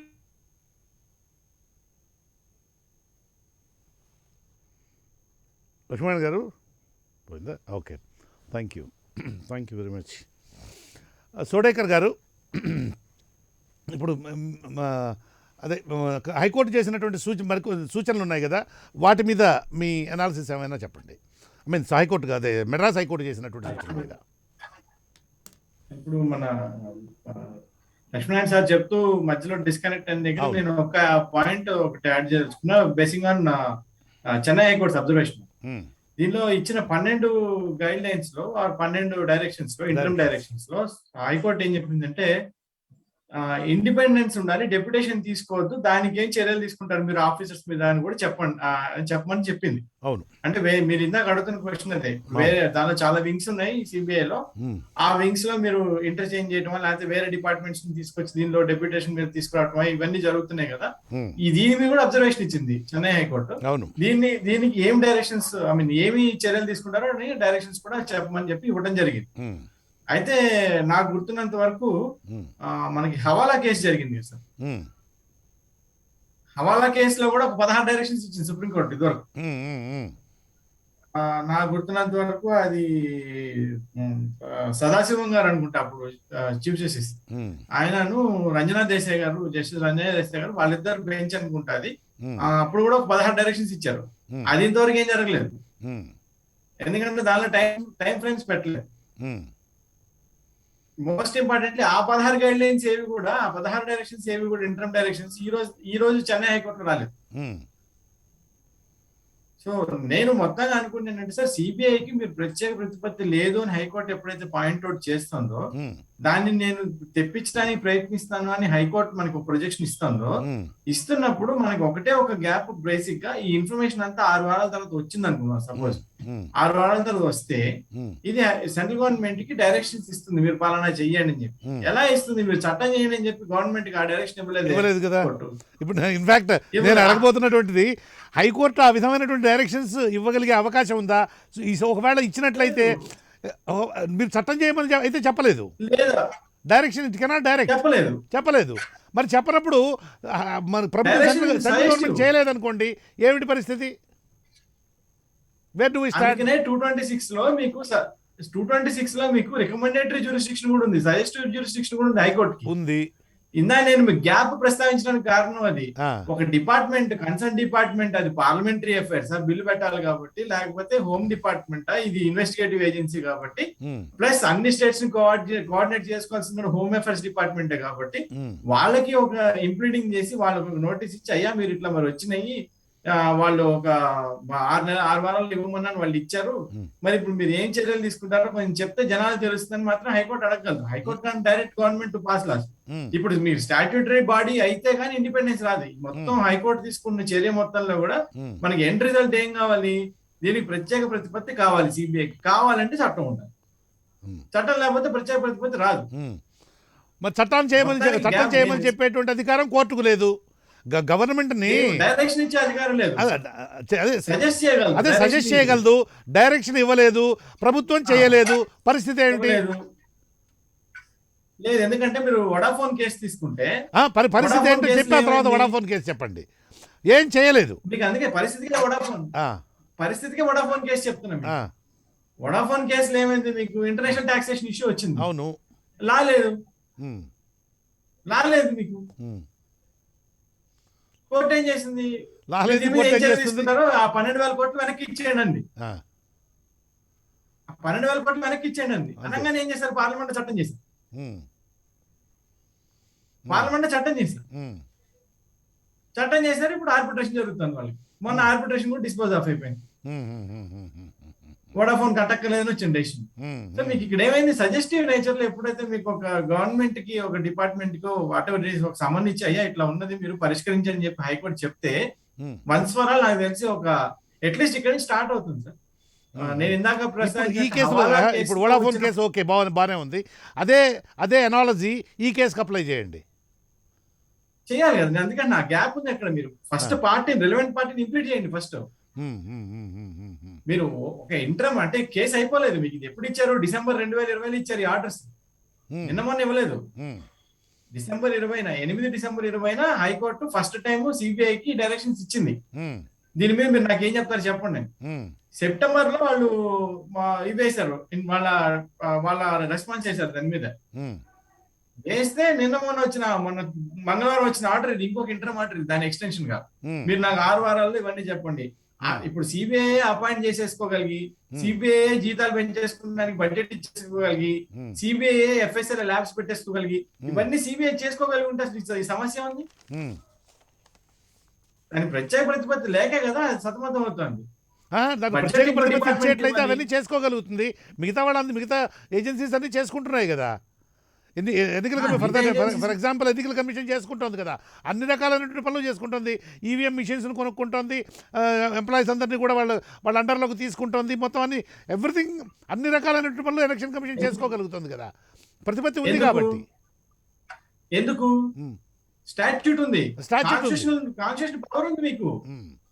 324 లో మీకు పవర్ ఉంది కాన్స్టిట్యూషన్ లో. సో నాకు ఒకటి విషయం చెప్పండి, మామూలుగా మన వీక్షకుల సౌకర్యార్థం కూడా, ఎలా ఇప్పుడు మెడ్రాస్ హైకోర్టు ఇచ్చినటువంటి తీర్పు మేరకు సిబిఐ అనేటువంటి పక్షి పంజరంలో నుంచి బయటకు వెళ్ళేటువంటి అవకాశం ఉందా లేదా? దానికి స్వేచ్ఛ లభించే అవకాశం ఉందా లేదా? లేదు లేదు లేదు లేదు. ఎందుకంటే మీరు పంజరం నుంచి వెళ్తారా వెళ్ళరా సిబిఐ అడుగుతాను. ఓకే, పంజరం తాళం నా దగ్గర లేదు, పంజరం తాళం గవర్నమెంట్ చేతిలో. నేను ఎలా వెళ్తాను పంజరం నుంచి బయటికి? ఓకే, తాళం తీసేవాడు కావాలి నాకు. ఓకే, అంటే నేను అడిగేది సిబిఐకి ఆ తాళం చేసి సిబిఐ దగ్గర ఉందా అని నేను అడగడంలా. సిబిఐ అనేటువంటి పావురానికి, చిలుకకి ఆ పంజరంలో నుంచి బయటకు వచ్చేటువంటి అవకాశం ఉందా లేదా అంటే గవర్నమెంట్ ఆ మేరకు చట్టం చేస్తుందా చెప్పలేము. అది మనం it is only purely hypothetical. అదే కదా మన హైపోథెటికల్ కాదు సార్, ఇదంతా డార్క్, ఇది కంప్లీట్ డార్క్నెస్ ఇది. ఓకే ఓకే, మొత్తం గ్యాపే అది. ఓకే, చట్టం చేస్తున్నా లేదని సిబిఐ చెప్పలేదు, మీరు చట్టం చేయండి అని చెప్పి కోర్టు చెప్పలేదు. ఎవరు చెప్పాలి ఇప్పుడు? ఓకే, ఎవరు చెప్పాలి? సిబిఐ చెప్పలేదు కదా చట్టం చేయమని. థ్యాంక్ యూ సుడేకర్ గారు, thank you very much. I'll get back to you. Ramachandrarao గారు సార్, ఏమిటి పరిస్థితి ఇప్పుడు? మెడ్రాస్ హైకోర్టు జడ్జిమెంట్ దాని యొక్క ప్రభావం అనేటువంటిది ఏ రకంగా ఉండబోతుంది? ఊరికి ఇట్లా టీవీ చర్చా కార్యక్రమాలేనా, ఏమైనా ప్రాక్టికల్గా ఏమైనా జరిగేటువంటి అవకాశం ఉందా? అంటే సిబిఐకి నిజంగా స్వేచ్ఛ లభించే అవకాశాలు, ఎందుకంటే అది ప్రభుత్వం చేతిలో ఉంది, అది క్లియర్ అది. సో ఏమైనా మరి పరిస్థితి ఎలా ఉండే అవకాశం ఉంది? ఏదో పర్మనెంట్ గా కేజీలో ఉన్న పక్షి, ఒక పంజరంలో ఉన్న పక్షి ఇలానే మనం చూడొద్దు. మీరు ఇంతకుముందు చెప్పినట్టు కొన్ని ఐసోలేటెడ్ కేసులు డెఫినెట్ గా జరిగినాయి, లేదని కాదు. అయితే సిబిఐకు ఇండిపెండెన్స్ ఇవ్వాలనేది ఎవరైనా కోరుతారు, లేదని కాదు అది. అయితే ఒక విషయం మనం గుర్తుపెట్టుకోవాల్సింది ఏంటంటే, ఇక్కడ కేసుకు డిఫరెన్స్ వస్తుంది. కోర్టులు కూడా దాని మీద చర్చిస్తాయి, కోర్టులు ఇచ్చినటువంటి సజెషన్స్ కూడా ప్రభుత్వాలు పాటిస్తాయి, కొన్ని డైరెక్షన్స్ దాన్ని పాటించాల్సిన అవసరం ఉంటుంది. ఇవన్నీ కూడా అనుభవాలతో వస్తాయి. ఇప్పుడు మనకు కొన్ని సిచ్యువేషన్స్ ద్వారా మన చట్టాల్లో మార్పులు తీసుకొస్తాం, కొన్ని సిచ్యువేషన్ ద్వారా మన పద్ధతులు మనం మార్చుకుంటాం. ఇంతకుముందు చెప్పాడు వోడాఫోన్ లో దాని ఎక్స్పీరియన్స్, అప్పటికి మనకు అటువంటి అనుభవం మన దేశంలో రాలేదు. కాబట్టి మనం పార్లమెంట్ లో మరొకసారి అమెండ్మెంట్ చేసుకొని దాని మీద చట్టాలు తీసుకొచ్చి చేయడం జరిగింది. కాబట్టి ప్రతి కేసుని కూడా మనము సిబిఐ డెఫినెట్ గా ప్రభుత్వం ఏది ఉంటే వాళ్ళకే వింటుంది, వాళ్ళు చెప్పినట్టు చేస్తుంది అనేటువంటి ఆలోచన తప్పది. ఇది డెఫినెట్ గా cannot go on by that perceptions. కొన్ని ఉంటాయి, ఎస్, దాన్ని మనం పొలిటికల్ గా యూజ్ చేయని పొలిటికల్ పార్టీగా నేను ఉన్నాను, మా పార్టీలో అధికారులు ఉన్నది, డెఫినెట్ గా అభియోగం మా మీద ఉన్నప్పుడు కూడా నేను ఒకటే మాట్లాడుతున్నాను, ఇటువంటి ఇన్వెస్టిగేషన్ ఏజెన్సీస్ కు క్రెడిబిలిటీ ఉన్నది కాబట్టి దాన్ని ఎంత ఇండిపెండెన్స్ గా పెడితే అంత మంచిది. అది ఎప్పుడైనా మనకు ఒక సిస్టమ్ మీద నమ్మకం కలగాలంటే డెఫినెట్ గా ఇటువంటి ఏజెన్సీస్ కు మనం ఇండిపెండెన్స్ అట్లా కాదు, ఇప్పుడు కేంద్రంలో అధికారం ఉంది. మీరు అదే పార్టీకి సంబంధించినటువంటి వ్యక్తి కూడా కదా, లోగడ ఎమ్మెల్సీగా కూడా పనిచేశారు కదా, మీరు మీ పార్టీయే కదా అధికారంలో ఉన్నది, మీకు కొంత అంచనా ఉంటుంది కదా. నేను అందుకే అంటున్నాను, నా పార్టీ ఉన్నప్పుడు కూడా, నా పార్టీలో ఉన్నటువంటి ఒక ప్రభుత్వం ఉంటే కూడా ఈ రోజు సిబిఐ షుడ్ బి ఇండిపెండెంట్ అనే ఆలోచన మాకు ఉంటుంది. అయితే దానికి నా పార్టీ ఏ పార్టీ కాదు, ఎందుకంటే ఈ సిస్టమ్ మీద, ఈ సంస్థ మీద అట్లా కాదు రామచంద్రరావు గారు, అట్లా కాదు. మోర్ క్లియర్గా చెప్పండి. సిబిఐ అనేటువంటిది చాలా ఇండిపెండెంట్ సంస్థగా ఉండాలని మా పార్టీ కోరుకుంటుంది అనటం కాదు, దానికి తగినటువంటి ఏమైనా చర్యలు తీసుకునేటువంటి అవకాశం ఉందా లేదా? అభిలాష అనేటువంటిది అందరి దగ్గర ఉంటుంది సార్. ఆయనకు అందరికన్నా ఎక్కువ ఉంది, ఆయనకన్నా నాకు ఎక్కువ ఉంది, నాకన్నా మీ ఇద్దరికి ఎక్కువ ఉన్నది. అభిలాషలు పక్కకు పెట్టేయండి. కాంక్రీట్గా పని జరిగేటువంటి అవకాశం ఏమైనా ఉందా? కాంగ్రెస్ వాళ్ళు చేయలేదు. భవిష్యత్తులో కాంగ్రెస్ పార్టీ అధికారంలోకి వచ్చేటువంటి సూచనలు కనుసూపు మేరలో అయితే కనపడలేదు. ఇప్పుడు అధికారంలో ఉన్నది మీరు, స్ట్రాంగ్గా కూడా ఉన్నారు. సరే 2024లో ఏమవుతుంది అనేది తర్వాత నందరాజో భవిష్యత్తు ఏం చెప్పలేము మనం. ఇప్పుడున్నటువంటి సెటప్లో దీనిని మీరే చెప్తున్నారు, దీనిని ఇండిపెండెంట్ సంస్థగా పెడితే బాగుంటుంది, దీనికి చట్టపరమైనటువంటి హోదా కనిపిస్తే బాగుంటుంది, దీనికి స్వేచ్ఛ ఇస్తే బాగుంటుందని. ఆ పనులు మీ పార్టీ చేసేటువంటి అవకాశం ఏమైనా ఉందా? అది డెఫినెట్ ఉంటుంది. ఇప్పుడు నేను ఒకటే మాట్లాడుతున్నాను, సుప్రీం కోర్టు గానీ హైకోర్టులు గానీ ఇచ్చినటువంటి ఒక దిశా నిర్దేశాలు, వారు ఇచ్చినటువంటి రికమెండేషన్స్, సజెషన్స్, డైరెక్షన్స్ డెఫినెట్ గా కేంద్ర ప్రభుత్వం చాలా సీరియస్ గా తీసుకుంటుంది. ఈ దీంట్లో మార్పు తీసుకురామంటే మీరు అన్నట్టు ఇప్పుడు నిన్న జడ్జిమెంట్ వచ్చింది కాబట్టి, ఈ రోజు వచ్చింది కాబట్టి, దానికి సెంట్రల్ గవర్నమెంట్ డెఫినెట్ గా దాని మీద సీరియస్ తీసుకుంటుందని నేనైతే భావిస్తున్నా ఉన్నాను. ఎందుకంటే ఇప్పుడు కోర్టు ఇచ్చిన ఏ తీర్పును కూడా మేము ధిక్కరించలేదు, దాని మీద చర్చ జరుగుతూ ఉంది. దానికో కమిటీ జరిగింది, ఏ విధంగా మార్పుకుంటే బాగుంటుందని చెప్పేసి మీరు అన్న పాయింట్ కరెక్టే. ఎస్, ఒక మా పార్టీగా, మా ప్రభుత్వంగా మాకు కోర్టు సూచనలు ఇస్తే, డైరెక్ట్ చేస్తే డెఫినెట్ దాని మీద మేము చర్య తీసుకుంటాము. That is sure. Thank you. Giridhar గారు, your comment, your understanding of the general perspective without having love or hatred. General assessment. అంటే ఇప్పుడు సెంట్రల్ గవర్నమెంట్ అన్నది చేంజెస్ చేయలేదా అంటే, మనకు కోర్టు ఆదేశాలు అనండి, మీరు కోర్టు సూచనలు అనండి, దాని ఆధారంగా చాలా చేసింది. ఫర్ ఇన్స్టెన్స్ మనకు ఇది చూసాం, మన ట్రిపుల్ తలాక్ చట్టం.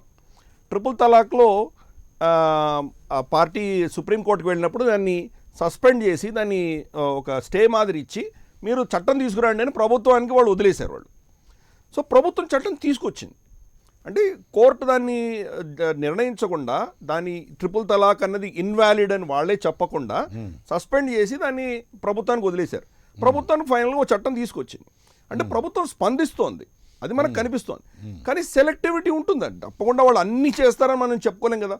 వాళ్ళ పొలిటికల్ ఈక్వేషన్స్ వాళ్ళకు ఉంటాయి, పొలిటికల్ కన్సెన్సస్ కూడా కావాలి అక్కడ. ప్లస్ సిబిఐ అన్నది పొలిటికల్ లీడర్షిప్లో ఒక పెద్ద అస్త్రంగా కూడా ఉన్నది. అస్త్రం ఎవరు వదులుకోవడానికి సిద్ధంగా ఉండరు. కాబట్టి ఇవన్నీ ఈక్వేషన్స్ ఉన్నాయి. ఒకవేళ తీసుకొచ్చినా ఏ పాళ్లలో తీసుకొస్తారో, ఎంతవరకు తీసుకొస్తారో చూడాలి. యాక్చువల్గా కొన్ని చేంజెస్, మార్పులు జరిగినాయి. మనకు ఒక సంవత్సరం క్రితం జరిగినటువంటి గందరగోళం ఏదైతే ఉందో, అలోక్ వర్మ గారితో ఆస్థానా గారితో మధ్యలో ఆ గొడవలు జరిగి రాత్రి ఒకరి మీద ఒకరు కేసులు వేసుకొని వాళ్ళ తెలుగువాడని నాగేశ్వరరావు ఇంటర్మ్ గా పెట్టారు. తర్వాత వాళ్ళ మీద వాళ్ళే రైడ్లు చేసేసుకొని ఇవంతా చాలా బీభత్సంగా సిబిఐ అయిపోయింది సుప్రీంకోర్టులో. చాలా అసలు దారుణంగా అయిన పరిస్థితి. అంటే ఆ పరిస్థితి ఎందుకు వచ్చింది, దానికి ప్రభుత్వం బాధ్యత వహించాలి తప్పకుండా. కాబట్టి అప్పుడు ఏమైందంటే, వీళ్ళు కొంతమందిని, ఆయన అలోక్ వర్మని సస్పెండ్ చేస్తే ఆ సస్పెన్షన్ని ఎత్తివేసినప్పుడు కోర్టు ఏం చెప్పిందంటే, ఈ వాళ్ళని అపాయింట్ చేసే కమిటీ ఏది ఉందో వాళ్ళే దీన్ని ఆయనని మళ్ళీ రీఇన్స్టేట్ చేయడం, డిస్మిస్ అన్నది వాళ్ళు నిర్ణయించాలి, కానీ మీరు నిర్ణయించడానికి నియమించేందుకు అధికారం ఉందో అదే కమిటీ, అంటే ఆ కమిటీ వాళ్ళే అతన్ని డిస్మిస్ చేయాలి అని అన్నారు. అంటే దాంతోటే మనం అర్థం చేసుకోవాలి ప్రభుత్వానికి 100% కంట్రోల్ లేదు అని అర్థం చేసుకోవాలి. అంటే ఇప్పుడు వాళ్ళు కేజ్డ్ ప్యారెట్ అంటే నిజంగా ప్రభుత్వం అంత కంట్రోల్ చేసే పరిస్థితి లేదు. కంట్రోల్ ఎప్పుడు చేయగలరు మీరు? ఏదో వాళ్ళు కొట్టుకున్నారు కాబట్టి, అదర్వైజ్ కంప్లీట్ గా గవర్నమెంట్ కంట్రోల్లోనే ఉంటుంది కదా సార్. ఇదివరకు ఉండేది. ఇప్పుడు నేనేమంటున్నానంటే కంప్లీట్ గవర్నమెంట్ కంట్రోల్లో కూడా లేదు అంటున్నాను. ఈ ఎపిసోడ్ తర్వాత వాళ్ళని కంట్రోల్ అంటే ఏంటి? మీరు డిస్మిస్ చేయడమే కదా మీ కంట్రోల్. మీరు డిస్మిస్ చేయలేనప్పుడు మీ కంట్రోల్ ఎలా ఉంటుంది? కావాల్సిన పని చేయించుకోవడం ఎప్పుడు చేస్తాడు మీకు?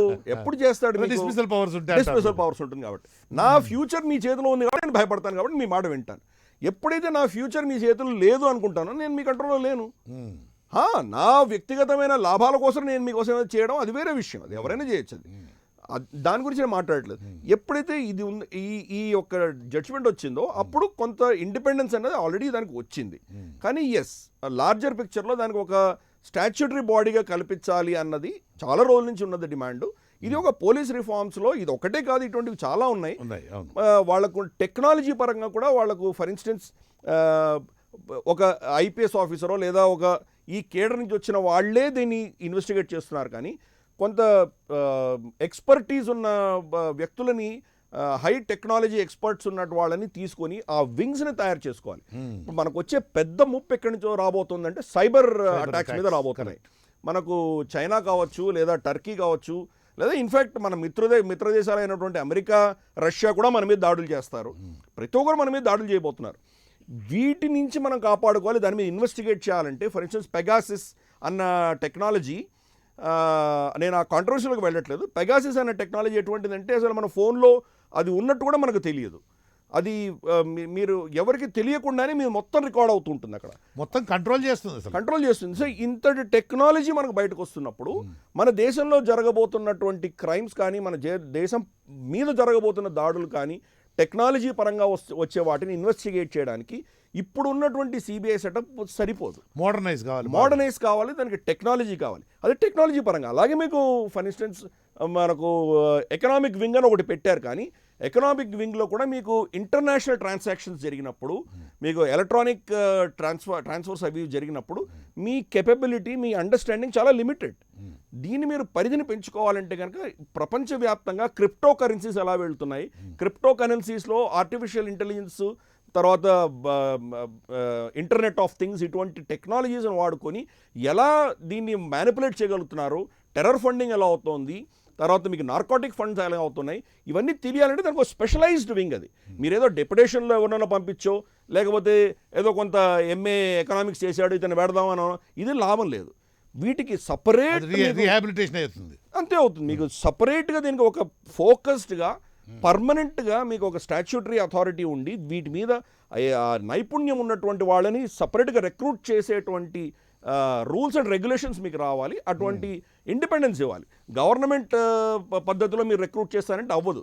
మీరు 40 ఏళ్ళు వచ్చిన తర్వాత, 50 ఏళ్ళు వచ్చిన తర్వాత మీరు రిక్రూట్ చేయమంటే లాభం లేదు మీకు. మేబీ అటు సైడ్ ఎక్స్పర్ట్ 70 ఏళ్ల వ్యక్తి కావచ్చు, మీరు అతను తీసుకోవాలి, మీకు కావాలి అతను. మీకు ఎక్స్పర్టీజ్ ఇస్ ఇంపార్టెంట్. వ్యక్తులు వీళ్ళ ఎస్సీ ఎస్టీయా, బీసీయా, లేకపోతే ఈ రిజర్వేషన్లు, ఫార్వర్డ్ క్యాస్ట్, లేదా ఎకనామికలీ బ్యాక్ కూడా, ఇవన్నీ తప్పు. అందుకని వీటికి అతీతంగా మీరు ఇన్వెస్టిగేషన్ అనేది ఒక ప్రొఫెషనల్గా చేయాలి అంటే కనుక టెక్నాలజీ బాగా తెలిసి సబ్జెక్ట్ మ్యాటర్ ఎక్స్పర్ట్స్ని మీరు తీసుకునే విధంగా దీన్ని మొత్తం రూపుదిద్దాలి. ఇది చేయనంత వరకు కూడా మీరు ఎంత మార్పులు చేసినా కానీ కూడా అల్టిమేట్గా పొలిటికల్ టూల్గానే ఉండిపోతుంది. అది ఇవి అన్నిటిని కూడా పారదర్శకంగా చేంజ్ చేయాలి. ఇప్పుడు మనం 75 ఏళ్ళు అయిపోయింది కాబట్టి it is high time.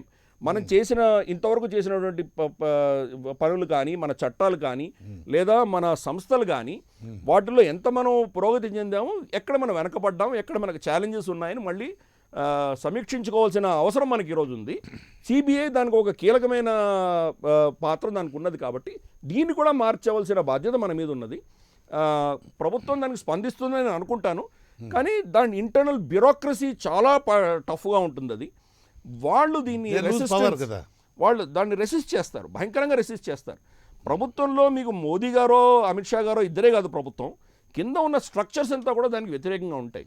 In fact మీరు ఎవరైనా ఒక ఇద్దరు బ్యూరోక్రాట్స్ రిటైర్ అయిపోయి 30-35 ఏళ్ళు పనిచేసి ప్రభుత్వంలో వాళ్ళు రిటైర్ అయ్యి ఎక్కడైనా ఒక దగ్గర కూర్చొని వాళ్ళు టీ తాగుతూ చర్చించుకుంటే మీ జీవితంలో చాలా అతి గొప్ప విషయం మీరు ఏం సాధించారు అని ఒకరినొకరు ప్రశ్నిస్తే వాళ్ళ సమాధానం ఏం చెప్పుకుంటారంటే పొలిటికల్ ఎస్టాబ్లిష్మెంట్ ఏదో గొప్ప మార్పులు చేసే ప్రయత్నం చేశారు, ఆ ప్రయత్నాలు మేము ఆపాము అంటే స్టేటస్ కో మెయింటైన్ చేశాము. గ్రేటెస్ట్ అచీవ్మెంట్ ఆఫ్ బ్యూరోక్రాట్కి అతని జీవితంలో 35 ఏళ్ల చరిత్ర అతని కెరియర్లో ఏంటి అంటే స్టేటస్ కో మెయింటైన్ చేయగలిగాను నేను. వీళ్ళు పొలిటీషియన్స్ అంటే యథాతథ స్థితి వాళ్ళు ఏదో వచ్చి మార్పు చేద్దాం అనుకున్నారు. నా చాకచక్య నైపుణ్యం అంతా వాడి దాన్ని అటు ఇటు తిప్పి చట్టం వచ్చినా కానీ కూడా ఇదివరకు ఎలా ఉందో అదే పరిస్థితి నేను మెయింటైన్ చేయగలిగాను. అదే నా గొప్పతనం. అంటే బ్యూరోక్రసీలో బై నేచర్ ఈ స్టేటస్ కో మెయింటైన్ చేసే ఒక డిఎన్ఏ వాళ్ళకు ఉన్నది. కాబట్టి ప్రభుత్వం ప్రయత్నం చేసినా కానీ కొంత మనకు అంత మనం అనుకున్నంతటి మార్పు సడన్గా వస్తుందని నేను భావించను. ఇంక్రిమెంటల్గానే ఉండబోతుంది. కానీ కనీసం కొద్దో గొప్ప ఈ జడ్జిమెంట్ తర్వాత స్పందించి ప్రభుత్వం ఏదో కొంత మార్పులు తీసుకొస్తే కనీసం అది రాబోయే మార్పులకు నాంది అవుతుంది అని భావిస్తాను. Thank you. సోడేకర్ గారు, చిట్ట చివరిగా ఒకటి చాలా చాలా పెద్ద అంశం ఇది, నేను ఒక వాక్యంలోనే చెప్తున్నాను, మీరు కూడా దీని మీద జస్ట్ బ్రీఫ్గానే చెప్పండి because we're running out of time. ఏం లేదు, సిబిఐకి స్వేచ్ఛ లేదు, స్వాతంత్రం లేదు, కానీ అకౌంటబిలిటీ ఉంది. జ్యుడిషియరీకి స్వేచ్ఛ ఉంది, అకౌంటబిలిటీ మాత్రం లేదు. Judiciary is not at all accountable to anybody in this country. They can pass any comments. ఇంత మించి అనడం అనేది నాకు ఇబ్బంది, అనడం ఇష్టం లేక ఆగిపోతున్నాను. They are not accountable to anybody. అదే కనుక మీరు ఒక అమెరికాలో ఉన్నో మనకు యూరోపియన్ కంట్రీస్లో కనుక తీసుకుంటే అక్కడ కమిషన్స్ ఉన్నాయి దీనికి కూడా. You can lodge a complaint against the judge also. ఇక్కడ మన దగ్గర ఆ సిస్టమ్ అనేటువంటిది లేదు. ఈ సిబిఐ కాంటెక్స్ట్లో దీని మీద ఏమైనా బ్రీఫ్గా 1 minute చెప్పండి, బికాజ్ వీఆర్ క్లోజింగ్. ఒక ప్రాక్టీసింగ్ అడ్వకేట్ ని మీరు కోర్టు కాండక్ట్ మీద అడిగారు సార్. ఓకే ఓకే ఓకే, ఇది రామచంద్రరావు గారు అడిగితే ఆయన ఇలాగే అంటారు అనుకొని మిమ్మల్ని అడిగాను. ఎందుకంటే నేను I can't answer that question. అందరికి తెలిసిన విషయం, ఇండిపెండెన్సీ ఆర్ అటానమస్ ఎవరికైతే ఉంటుందో వాళ్ళకి ఖచ్చితంగా ఇది ఉంటుంది sir. Election commission is accountable. Do you think so? Is election commission accountable? Is CAG accountable? Is RBI accountable? Nobody is accountable. ఎందుకు కాదండి, they are all accountable to parliament. వాళ్ళు ఏమన్నారే, they are all accountable to parliament. Sir అది మనందరూ ఉన్న parliament accountable, అది question కాదు. మీరు ఆంధ్రప్రదేశ్ లో ఎలక్షన్ మీద ఎన్ని కేసులు చెప్తారండి? జడ్పీ ఎలక్షన్ పెట్టాలా అవుతా, ఎంపీటీసీ ఎలక్షన్ పెట్టాలా అవుతా, కదండి. ఎలక్షన్ కమిషన్ డైరెక్షన్ ఇచ్చిన తర్వాత ఎందుకు అకౌంటబిలిటీ మాట్లాడుతుంది? ఇండిపెండెన్స్ మీరు ఎప్పుడైతే ఇస్తారో పవర్ ఎగ్జిక్యూట్ చేసినప్పుడు కొన్ని అటు ఇటు అవుతుంటాయి, తప్పదు. అది అందరూ భరించాల్సిందే, తప్పదు. బట్ సార్ నా లిమిటేషన్ అది. మీరే అర్థమైంది మీ లిమిటేషన్ కూడా అర్థమైంది. రామచంద్రరావు గారు మీరేమైనా కామెంట్ చేస్తారా? ఇంపీచ్మెంట్ ఉంది అనుకుందాం. కాదు సార్, ఇంపీచ్మెంట్ ఉంది అనుకుందాం. ఇంపీచ్మెంట్ అనేది చాలా అది జరిగేవా చచ్చేదా? స్వతంత్ర భారతదేశంలో ఎన్ని ఇంపీచ్మెంట్ జరిగాయో మీకు తెలుసు, నాకు తెలుసు. ఓకే రామచంద్రరావు గారు, accountability and judicial system sir, any comment? Mute తీయండి సార్. సార్ రామచంద్రరావు గారు మ్యూట్ తీయండి, మ్యూట్ తీయండి రామచంద్రరావు గారు. మ్యూట్ తీయండి మీరు ఫోన్లో. ఇంపీచ్మెంట్ అనేది ఉన్నది. గతంలో కూడా అనేక కేసులు జరిగిన ఇంపీచ్మెంట్ మీద యాక్షన్ కూడా జరిగింది, రిమూవ్ కూడా చేయడం జరిగింది. జడ్జెస్ మీద వచ్చినప్పుడు కొంతమంది జడ్జిలు రిజైన్ కూడా చేయడం జరిగింది. మనమే చూసాం, మన సిస్టమ్ చూసాం. సో కాబట్టి no system is free from all these evils. ఎక్కడో చోట కొంతమంది మీరు ఏమంటే ఐసోలేటెడ్ గా తీసుకోవాలి. You should not see it as institutional evil. ఇది ఇండివిజువల్ చేసేటువంటి వ్యక్తిగా చూడాల్సిన అవసరం ఉన్నది. జుడిషియరీ కూడా దాంట్లో కూడా మనుషులే. సో కాబట్టి యూ కెనాట్ సార్ దైవాంశ సంభూతులను అందరూ అనుకుంటుంటారని అడ్వకేట్ ఫ్రెండ్స్ చెప్తుంటారు. జడ్జీలు దైవాంశ సంభూతులను తమను తాము అనుకుంటుంటారని అనుకుంటారు అడ్వకేట్ ఫ్రెండ్స్. బయట టాక్ వెరీ డిఫరెంట్. సిస్టమ్ ని మీ అంతా సిస్టమ్ లో ఉన్నాము. We have respect system. Correct. We also have equal respect, if not more respect definite గా. అండ్ వి కెనాట్ ఒక మంచోడు కాకపోతే అందరూ బ్లేమ్ పెట్టడం కూడా వీలు లేదు. But definite black sheeps in every institution నేను ముందే చెప్పాను. అన్నిటి కూడా కాన్స్టిట్యూషన్ అన్నిటికీ మార్గం ఉన్నది. Our system is such a system that we have ourselves have, for example, advocate గా నేను తప్పు చేస్తే బార్ కౌన్సిల్ అడ్వకేట్ శిక్షించేటటువంటి సంస్థను ఏర్పాటు చేశారు. అదే విధంగా ఈ కాన్స్టిట్యూషనల్ బాడీస్ తప్పు చేస్తే పార్లమెంట్, ఇంతకుముందు అన్నాడు parliament is there for impeachment judges, parliament is there to take action against the CAG member, parliament is there.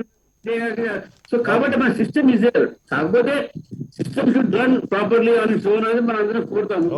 Political దగ్గరని కోరుతాం, బట్ నేనే పొలిటికల్ లీడర్ కాబట్టి సరే మనం చెప్పిన చెప్తారు అంటారు అవన్నీ.